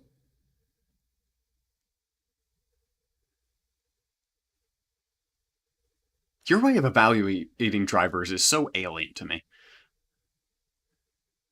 My way of what? Evaluating drivers makes zero sense to me. I simply think peak Piastri and peak Norris are going to be about the same, if not slight edge to Norris. Does that make it simpler? I am understanding what you're saying, but like what I'm trying to figure out is your thought process to getting there. Well, you really can't compare any drivers like overall because every car every year is different. Every team is different. It's really you can't compare a 2018 Danny Rick to this year's Piastri. It's like the values there are really different. And really, if you try to do any value like that, I mean, everything is different every year so drastically between rule changes and even you point out earlier about time in the car. Everything is really different. But my way of rating drivers is kind of using what I see. All right, I feel like Danny was very mentally and physically in his prime in 2018. So if I look at a driver like Piastri right now, I'm like, okay, I think that he's close enough to Lando that peak Piastri will be about as fast as Lando is this year. And I think that Lando is about as good as 2018 Rick. So I would say peak Piastri is about as good as 2018 Rick. So that's my way of rating the driver in that scenario. Pace See, wise, pace wise. see. Danny would have the mental edge over both of them, I would say, Oh yeah, that's just experience in that case. because Piastri is very good, but Danny was an absolute Chad in 2018. I mean, the thing is, like when you're ranking mental games, pre-McLaren Danny had probably the best of them. This is this is real sweat. I'm a high performing athlete. Athlete sweat. Yeah, no, like Danny was like, as far as mental game, pre-McLaren Danny was up there with like Schumacher. I loved, honestly, even Renault. Yeah, like pre McLaren Danny is so good. Like Red Bull, Renault Danny was prime. Yeah, but no, what I'm arguing is that I forget what the basis of the I think all I said was I don't think Piastri's a Hamilton, and then he got really mad at me. I mean, I mostly got annoyed because of what you were trying to say with it. Prime Hamilton will beat anybody. Prime Prime. Hamilton couldn't beat Prime Max. Well, that's because his Mexican teammate defended him in the last race. And where was Lewis's Finnish teammate? I am seriously not going to debate Prime Hamilton versus Prime Verstappen. Prime Hamilton would really eat Prime Verstappen. There's no reason for us to debate it because we saw it. I know. Yeah, we're gonna have a separate podcast where Eli yells at me about 2021. But no, Prime Hamilton is the greatest driver ever. It's a fact, and I'm glad we can agree on it.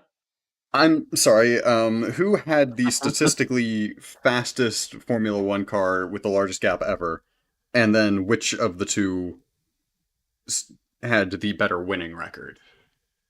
Because if I recall correctly, I'm sorry, but the Terry, 2020 Merc is still, as far as construction and pace advantage, the fastest Formula One car ever made.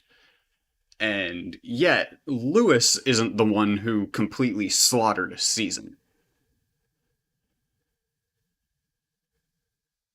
but Valtteri Bottas is definitely better than Sergio Perez. And I also want to add that the Red Bull team with Max Verstappen was better opposition in 2020 than any opposition to Red Bull in 2023. Lewis was fighting a bit worse than Max in 2020. He was also fighting racism,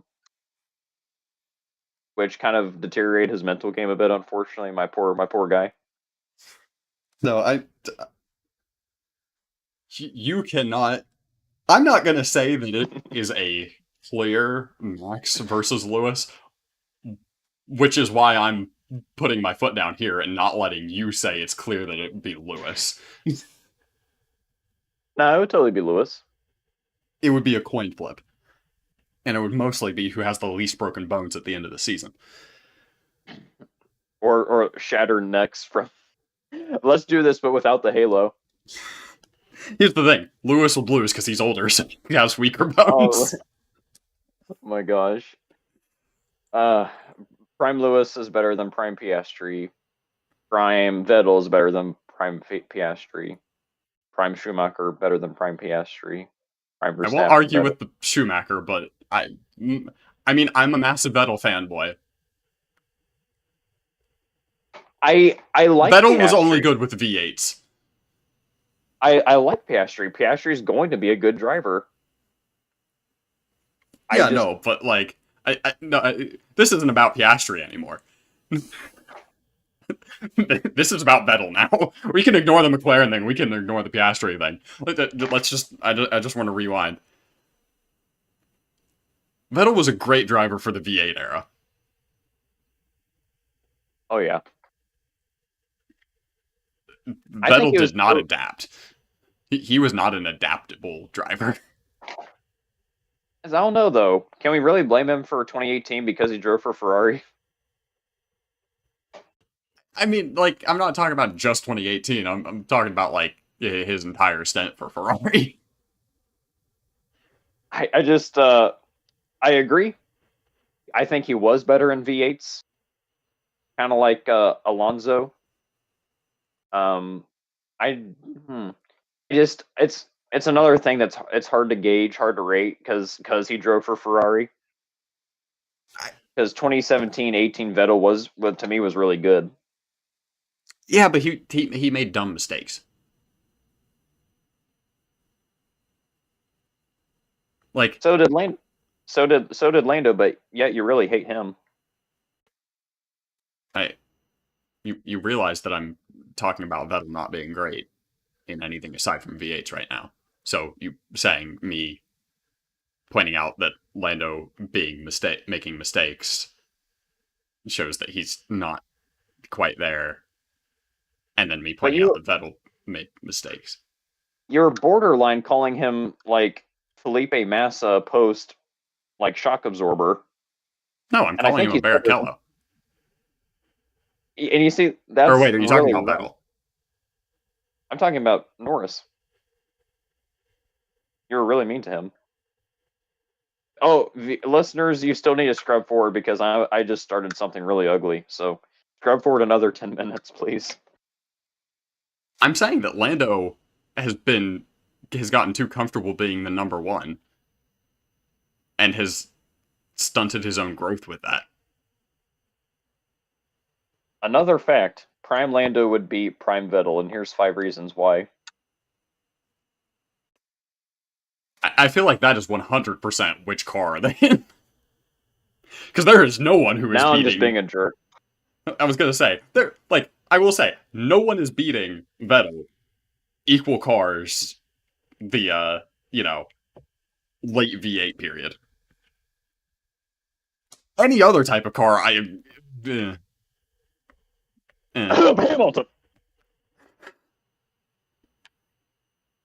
Anyway.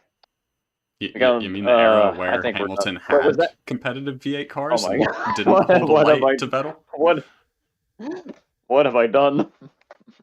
You mean that's the era you're talking about, right? I was mostly just being a jerk. I mean, but he would, but we'll have to talk about that in another episode. I mean, that's a dumb comparison to make, just because Hamilton actually was in a competitive car for several of those years and got trounced.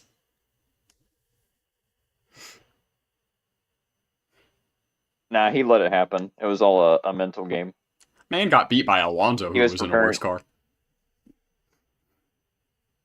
Okay, I will defend all drivers on the grid. I will not discount it if you got beat by Alonso in a Ferrari. Oh, I won't either, but I'm just saying. I honestly, if there's one F1 driver in history I want to be 2012 Alonso. The funniest thing about that is that he makes that car seem like it was actually good. That car was garbage. Just like, because of how good he was, its stats are actually decent. I just love it so much. That is still one of the most hilarious Formula 1 seasons that has ever existed. But anyway, so basically, my point is, Lando, come on, buddy. Come on. I'm so glad we were able to stretch this news segment to 45 minutes just based off Lando. This hasn't even been the news. We're still in the F1 discussion. Wait. Oh my gosh. We're gonna have to hurry it up. We have to get through this. Hey, if you had let me just say my thing that still ended up at us coming to the same point, it would have been shorter. But no, you had to defend Lando. Oh, it's all my fault. And you were the one not exercising self-control over my apparent rage bait. I like arguing. It's the whole point of this thing. Rage bait. Alright, I promise, no more rage bait. Let's get in the news.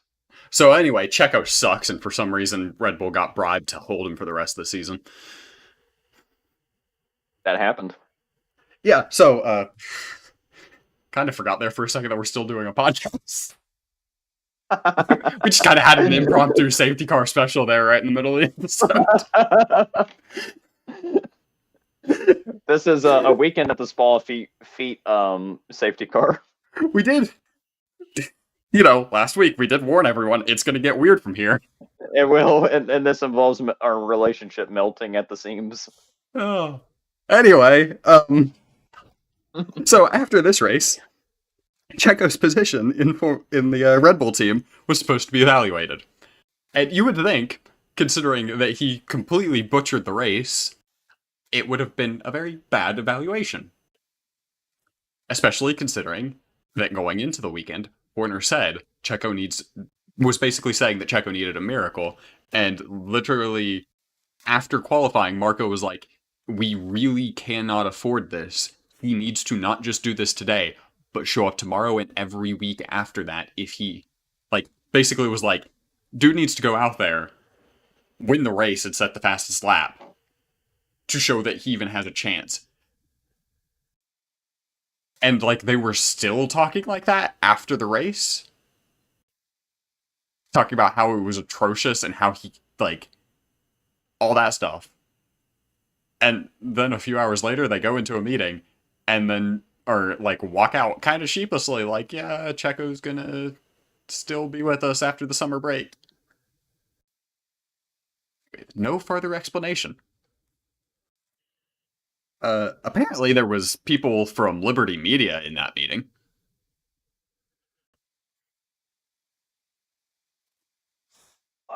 Okay. Yeah, we're going to talk about that now. Rumor. Here's the thing. It's still... You got me... It's still the rumor, as far as I can tell. There's still been no verification about why this is. But, like, the thing is, if you look at everything on paper, everything laid out, there is nothing in this weekend that convinces Red Bull, right? There's nothing about what Checo did during the races this weekend, during the race, the practice, qualifying, that convinces Red Bull that he's worth keeping. So it had to have been something else. The Mexican Mafia. Carlos Slim. Hey. Probably Liberty Media. Here's the thing. Carlos Slim is a major investor in Liberty Media. What was an investor? Carlos Slim. He is a telecom mogul in Mexico who is basically the person who has entirely funded Checo's racing career. He is the reason that Checo has the most valuable personal sponsors of anyone on the grid. Because they are all companies that he is on the board of. It helps to know people. There is a pretty good reason to believe that that's involved. And there's some suggestion that Liberty Media convinced Red Bull to not drop him before COTA and Mexico. Because most of the attendants there are Mexicans coming for him.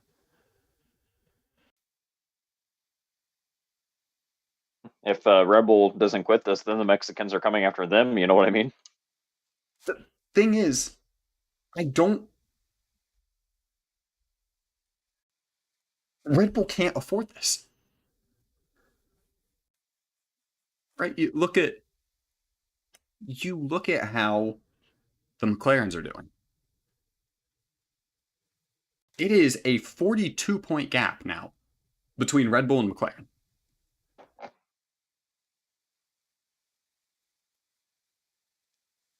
At this pace, Red Bull loses constructors, and loses it pretty bad. Checo's not improving. Nothing is changing with Checo. They gave Checo a massive new contract specifically because they were thinking that maybe the reason that he was having his slump was because he was stressed about that. And he got worse. And their only argument for keeping him is that he's slightly better at some of the tracks that are appearing in the second half of the season. I'm sorry, but only being kind of good at a quarter of the races a year does not justify your seat.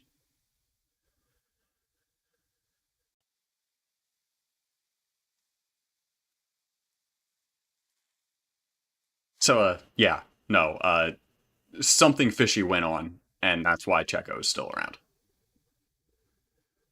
He probably has dirt on Kelly PK. I feel like no, that can't be it, because then we'd still have what's his face racing. Oh, you're right. Yeah, Well, yeah, there we go. um, I can only remember the but that's torpedo. Checo. Nelson PK Jr. Huh? Oh, Daniel Kvyat. Yeah. Okay. But anyway, Yeah. so now that my rant segment is over, on to the news.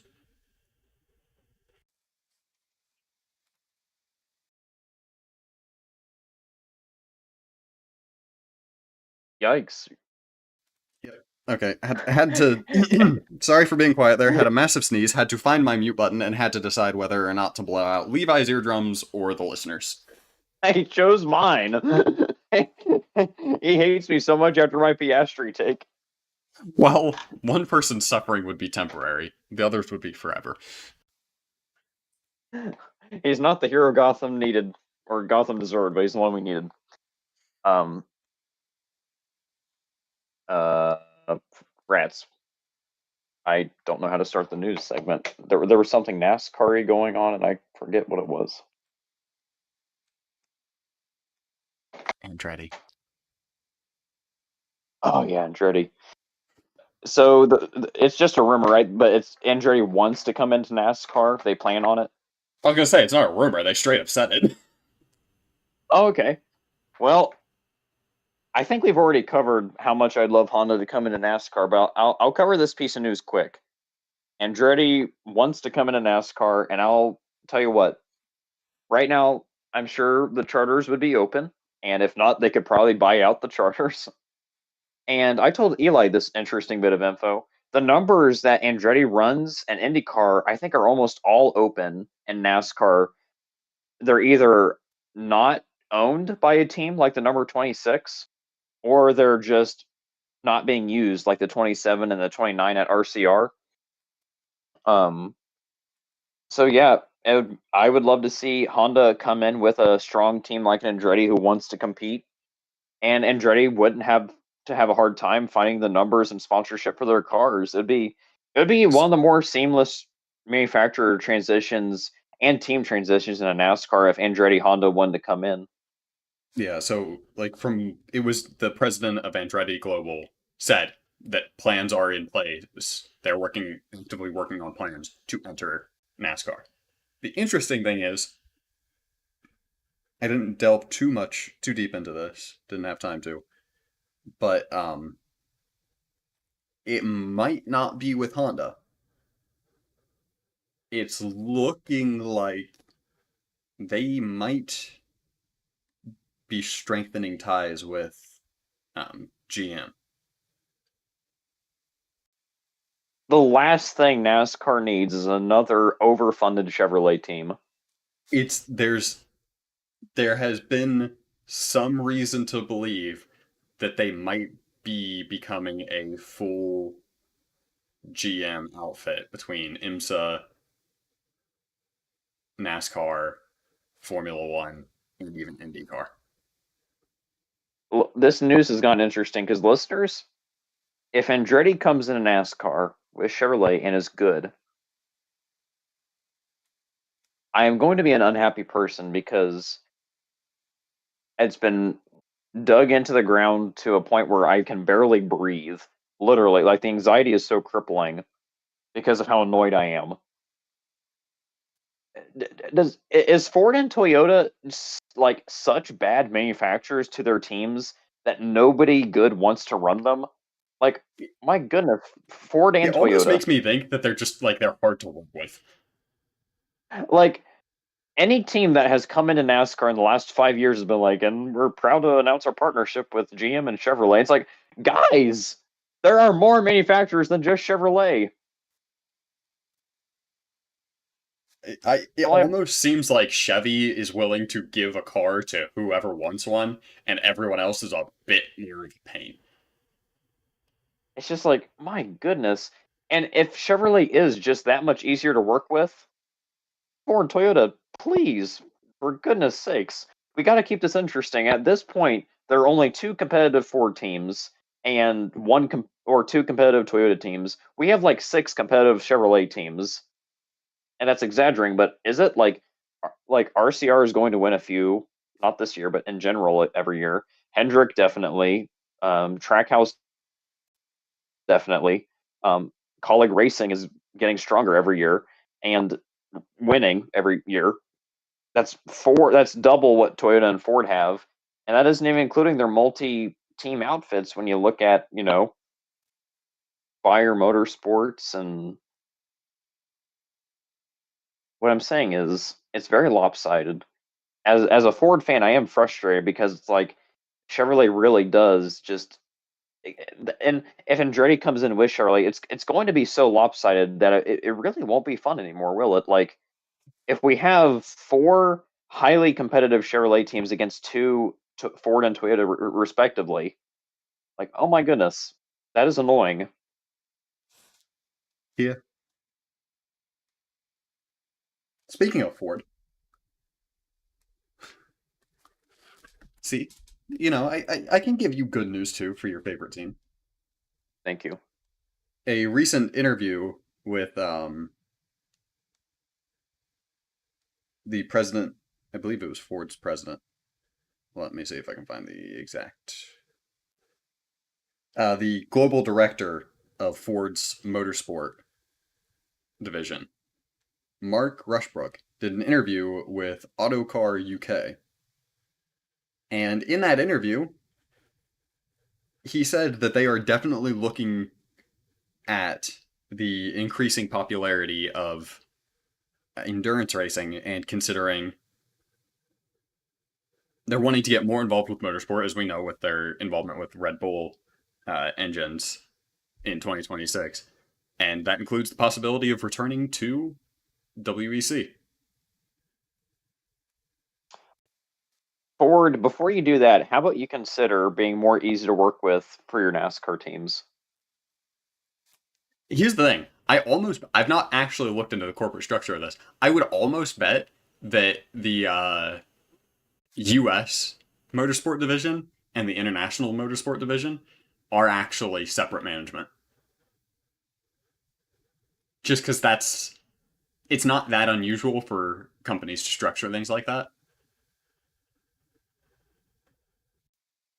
It wouldn't surprise me if Ford, if Ford Global Motorsports and the NASCAR team were actually separate projects. Because Honda's that way, right? Honda's NASCAR program is Honda US, but all of their other racing stuff is Honda Japan. They can only explain it to me. Yeah. Frustrated I may be. Nothing too crazy going on in but yeah. We do have some driver market news. But before, I just want to give my final quick thought. I would love it if Ford entered hypercar. Oh yeah, having Ford versus Ferrari back, that'd be great. And if that happens at Le Mans next year, guys, I will be watching without a shirt. Okay, it wouldn't be next year, but maybe like 2 or 3 years from now. Whenever it happens, guys, it's shirtless. It's shirtless. It has to be shirtless.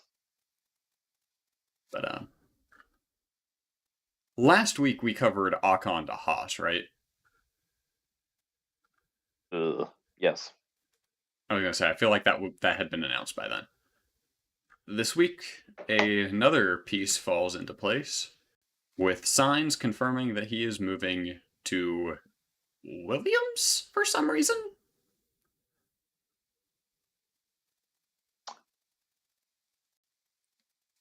I'm going to be Well, honest. we were talking about. Go ahead. I was just gonna say we were talking about this before the episode, but I think you're about to say it. But go ahead. Yeah, no, of the three that of the three realistic options he had, I think it was the best. But that's because the other two were messes. We'll get more into the Audi situation with our next bit of news. But, like, Alpine,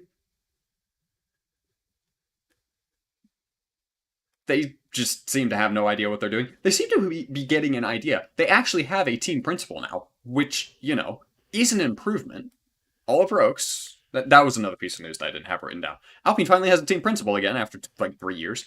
Oliver Oakes, who has been team principal for several junior series teams, has been signed as their team principal starting next year. She's good. We'll get into more news about Alpine in a little bit too. There's more rumors, but still. But yeah, and then Audi. The more closer we get to Audi entering the sport, the more they seem like they don't actually know what they're doing, which is interesting. So, of those three, yeah, I could see why you'd go with Williams, because, like, all three of them need massive structural changes, but, like, Williams already has theirs underway.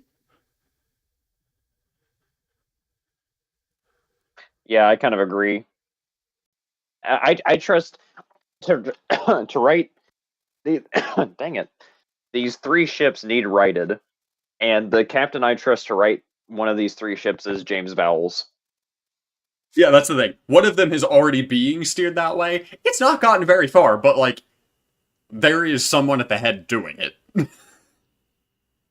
Which is more can be said of the other teams. I still think he should have, like, he should have been Red Bull's choice. The first appendix-less driver lineup in history. True. Not a But single darn appendix among them. All that extra weight savings. But yeah, no, I still think Red Bull is dumb for not having signed him. Unfortunate. Yep. But talk about, yeah.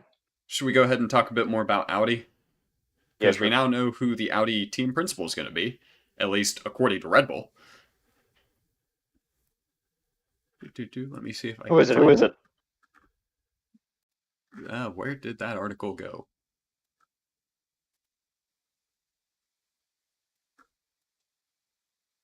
I just wanted to actually pull up the article so that I would have... There we go.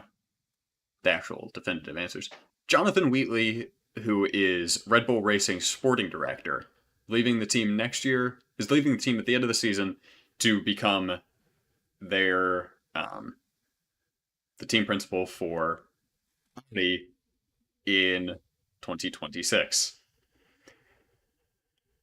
He's been with the team since 2006 or 2007, I believe.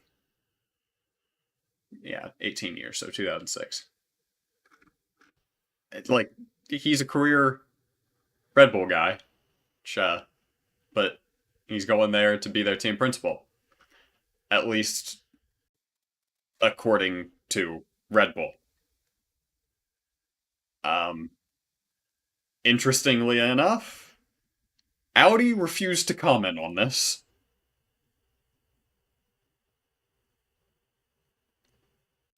So, yeah. We've ended up with a reverse Piastri. And I don't know how to feel about that. Is that the official title?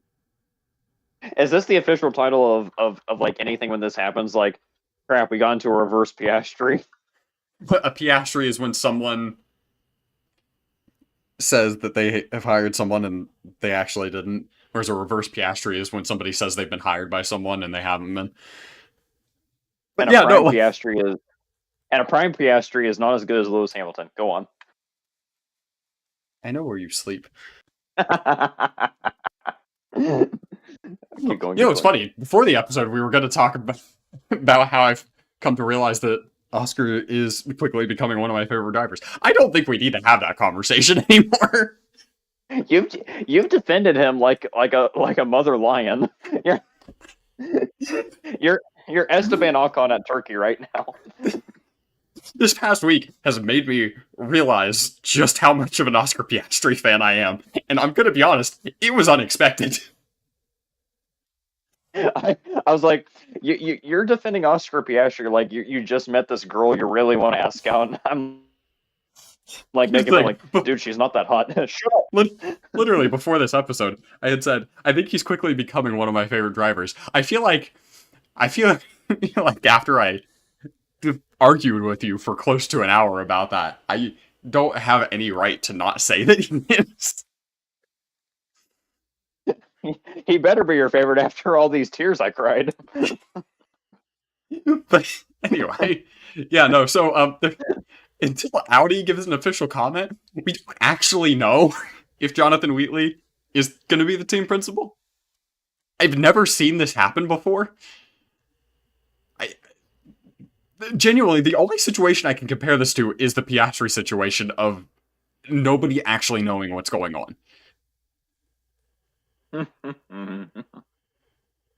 So yeah, this is why I think that Sainz's choice to go with Williams of the three options was the best. Because it seems Audi doesn't even know who their team principal is. Right? And it's like every single thing that Audi has done, every time we hear more news about the Audi F1 project, it seems more like they don't know what they're doing. Right? Like, originally they're like, yes. Yeah, we've got Andreas Seidel. He's coming in. He's going to be leading the whole thing. He's going to be managing the whole thing. Here's our plans. We're going to have this engine by then. We're going to be doing this branding. We're going to be doing this. We're going to be looking for these drivers. All this, right? When they announced it, they had all of these great plans. And then it's like, ooh, do we actually want to be in or not? No, we're committed. Or we could give it to Porsche. No, we're committed. We're still fully committed. And then they fired Seidel out of nowhere. And then they brought in Binotto. And now they might have a team principal? Yeah, it's a mess. And Carlos Sainz just starts yelling in Spanish. I wouldn't be surprised if that's what happened. To be frank, what they said. What happened was he was going to sign the paperwork to go to Audi, and they said Prime Piastri isn't as good as Prime Hamilton, and that's when he switched teams. No, at this point, I wouldn't be surprised if had he not already been announced for Williams, considering how much of a disaster the Audi a mess the Audi situation has been. I wouldn't have been surprised if he got announced as their team principal. Carlos Sainz, 2026 team principal for Audi. But yeah. And then we have some Alpine news as well. As mentioned earlier, Oliver Oakes is their official team principal. That is not the fun news. The fun news is that we have some rumors about who their second driver is going to be and who their title sponsor is going to be. So, so the less interesting thing, sounds like they're going to sign Jack Doohan, which surprises no one. Okay, yeah. I was going to say, I think I saw that too, and I was like, yeah, we all knew it was going to happen. It's the boring choice, but it's not a surprise. The more fun thing, and unfortunately for Levi, I spoiled him on this before the podcast. Now, the good news is, but before I say who it is, the good news is their primary color is blue, so we might get the blue livery back. Oh, wait, what? You spoiled me on this? I already forget. So, their new title sponsor, their primary color is blue, so we could get that beautiful blue color back. The rumor is that their new title sponsor is OnlyFans. Oh, okay, yeah. That would be, guys. I'm a good improv partner. I would totally, I would totally root for them for the joke. But I would rather the livery just be a picture of a foot on either side pod. God. It's like, come Make on, it Alpine, Alpine you're already a blue, joke. but with feet. OnlyFans.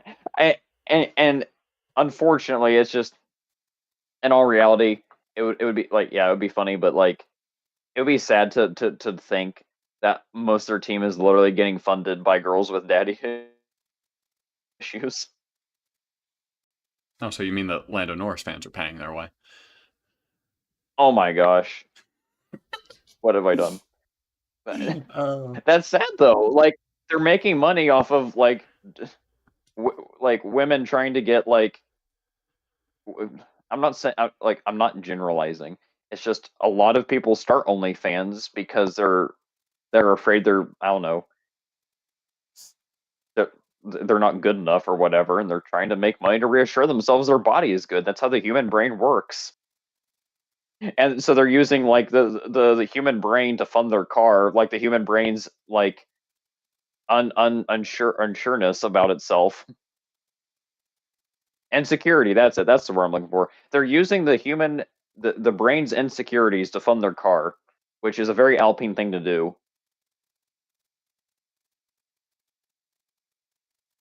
I'm surprised you managed to. Point done. I was just gonna let you keep going. My point's over. I found the word I was looking for. I could tell there was very much like you were trying to not say certain things. Good job having some restraint. That was impressive. What? I can say the word. Which one you want? But anyway, no, so at this point, I just want to point out, right? What's a synonym for insecure women, Eli? I just want to point out FOM, right? You got Formula One media not letting Andretti in because they wouldn't bring anything to the sport. They wouldn't improve the image of the sport. They're not high enough quality. Meanwhile, we have a factory team that's not going to be a factory team that only recently found out who its team principal is and is going to be sponsored by a porn site. Oh.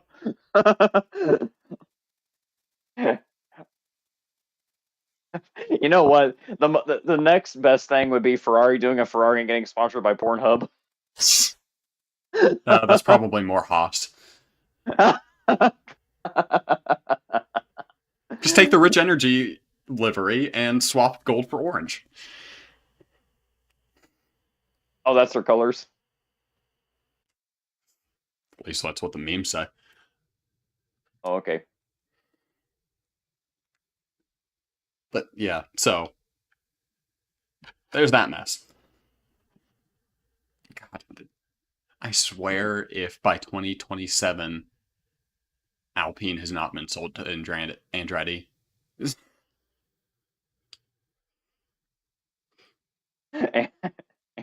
Andretti OnlyFans. No, Andretti can actually bring decent sponsors. OnlyFans Alpine. I just can't. We're in the age of entertainment and motorsport that we are now getting soft porn sites sponsoring cars instead of like typical motor oil, like fast food chain or like automotive part industries on these cars. We're now getting soft porn sites. Hey, just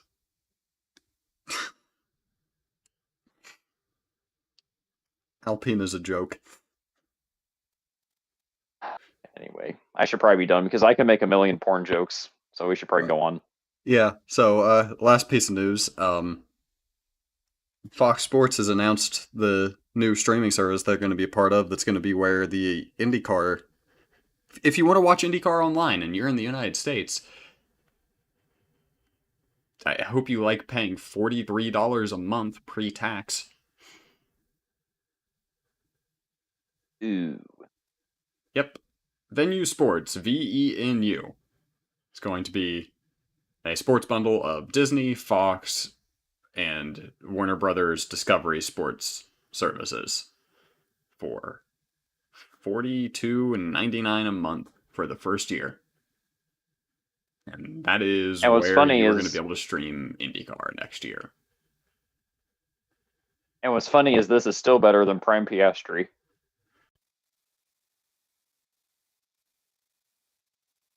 All I'm saying is, I have a VPN. NordVPN. No, private internet access. It's a much better service. Speaking of OnlyFans. Gotcha. I have a VPN, and IndyCarLive.com is in fact available in a great many countries.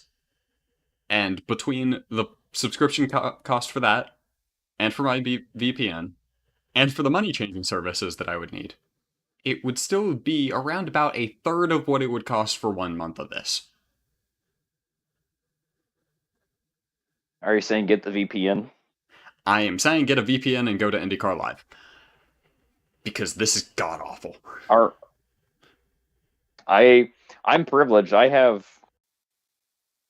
Fox, NBC, and Peacock, and I don't care about IndyCar as much as NASCAR most weekends. So usually when I want to watch IndyCar, I can watch IndyCar. It's just IndyCar complains about how it's struggling to gain a younger audience, and every decision they do just reinforces old people.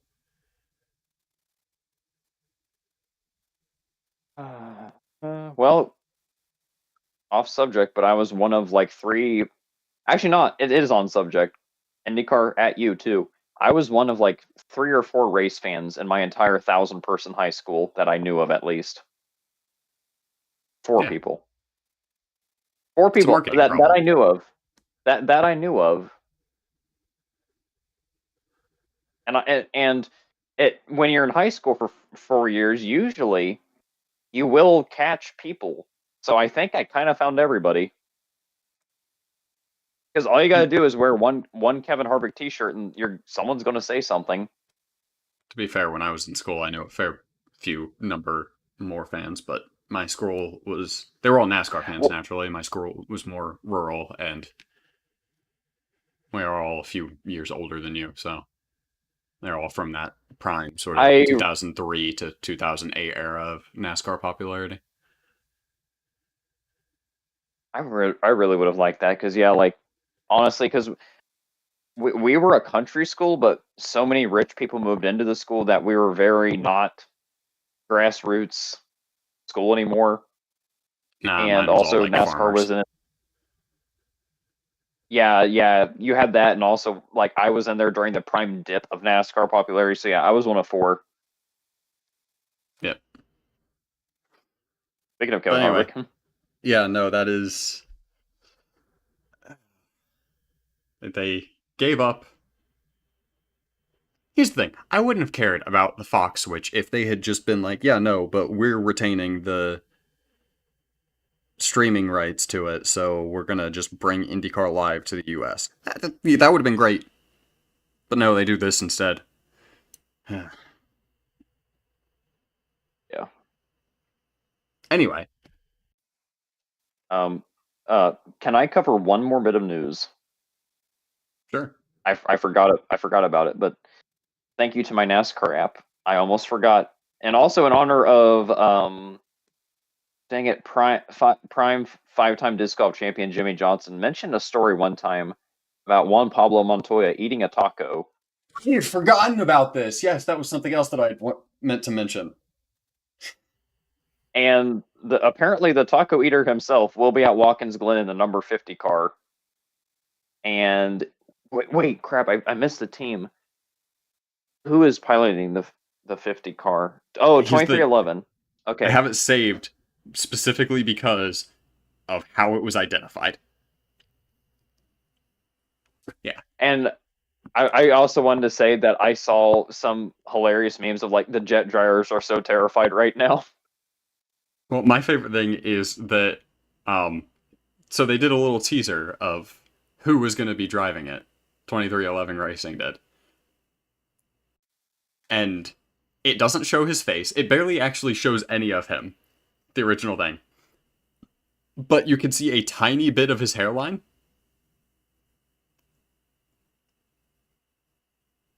And people were able to identify him off of literally like half an inch of his forehead. He has a large forehead and unmistakable hairline. Yep.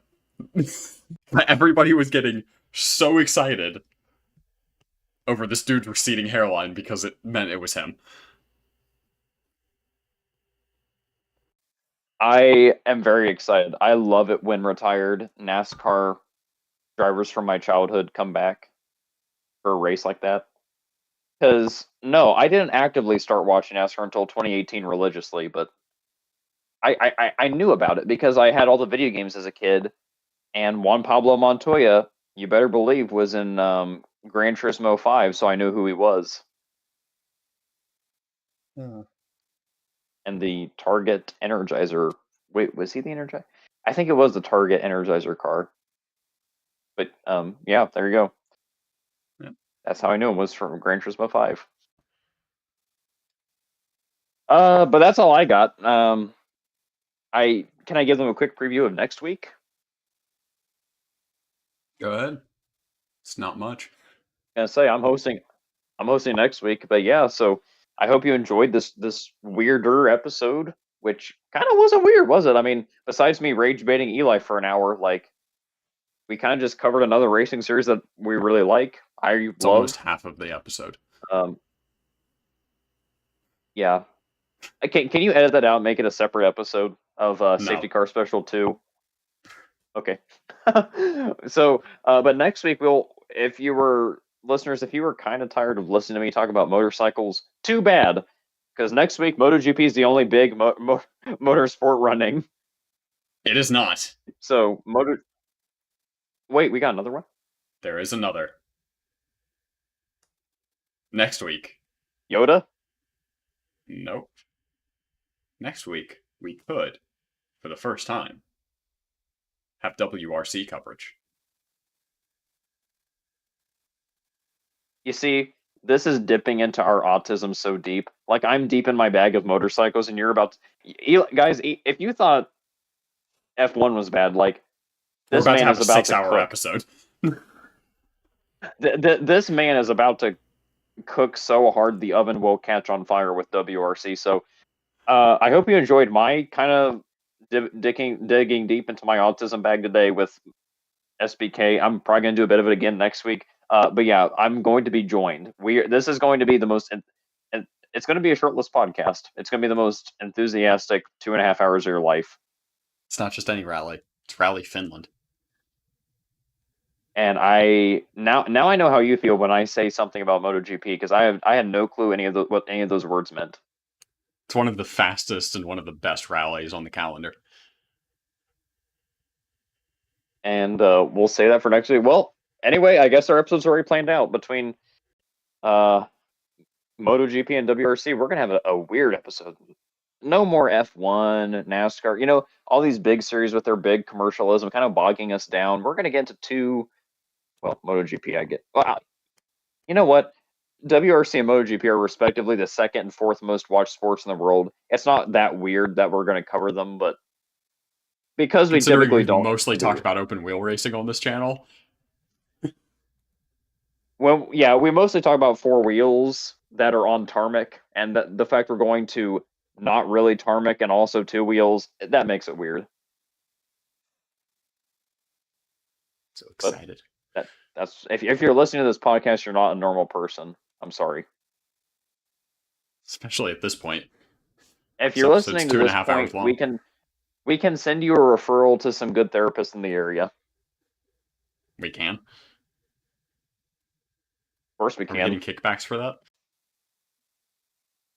We'll get BetterHelp as a sponsor. We'll get BetterHelp as a sponsor. We'll get BetterHelp as a sponsor. We'll get BetterHelp as a sponsor. We'll get BetterHelp as a sponsor. We'll get BetterHelp as a sponsor. We'll get BetterHelp as a sponsor. Uh, Anyway, that's your preview, and I think I'm done with news myself. Host, anything else to say? yep. Nope. It's just been fun having you all here. If you're still listening, Luke, get back to work. And we'll see you next week. Bye. Ah.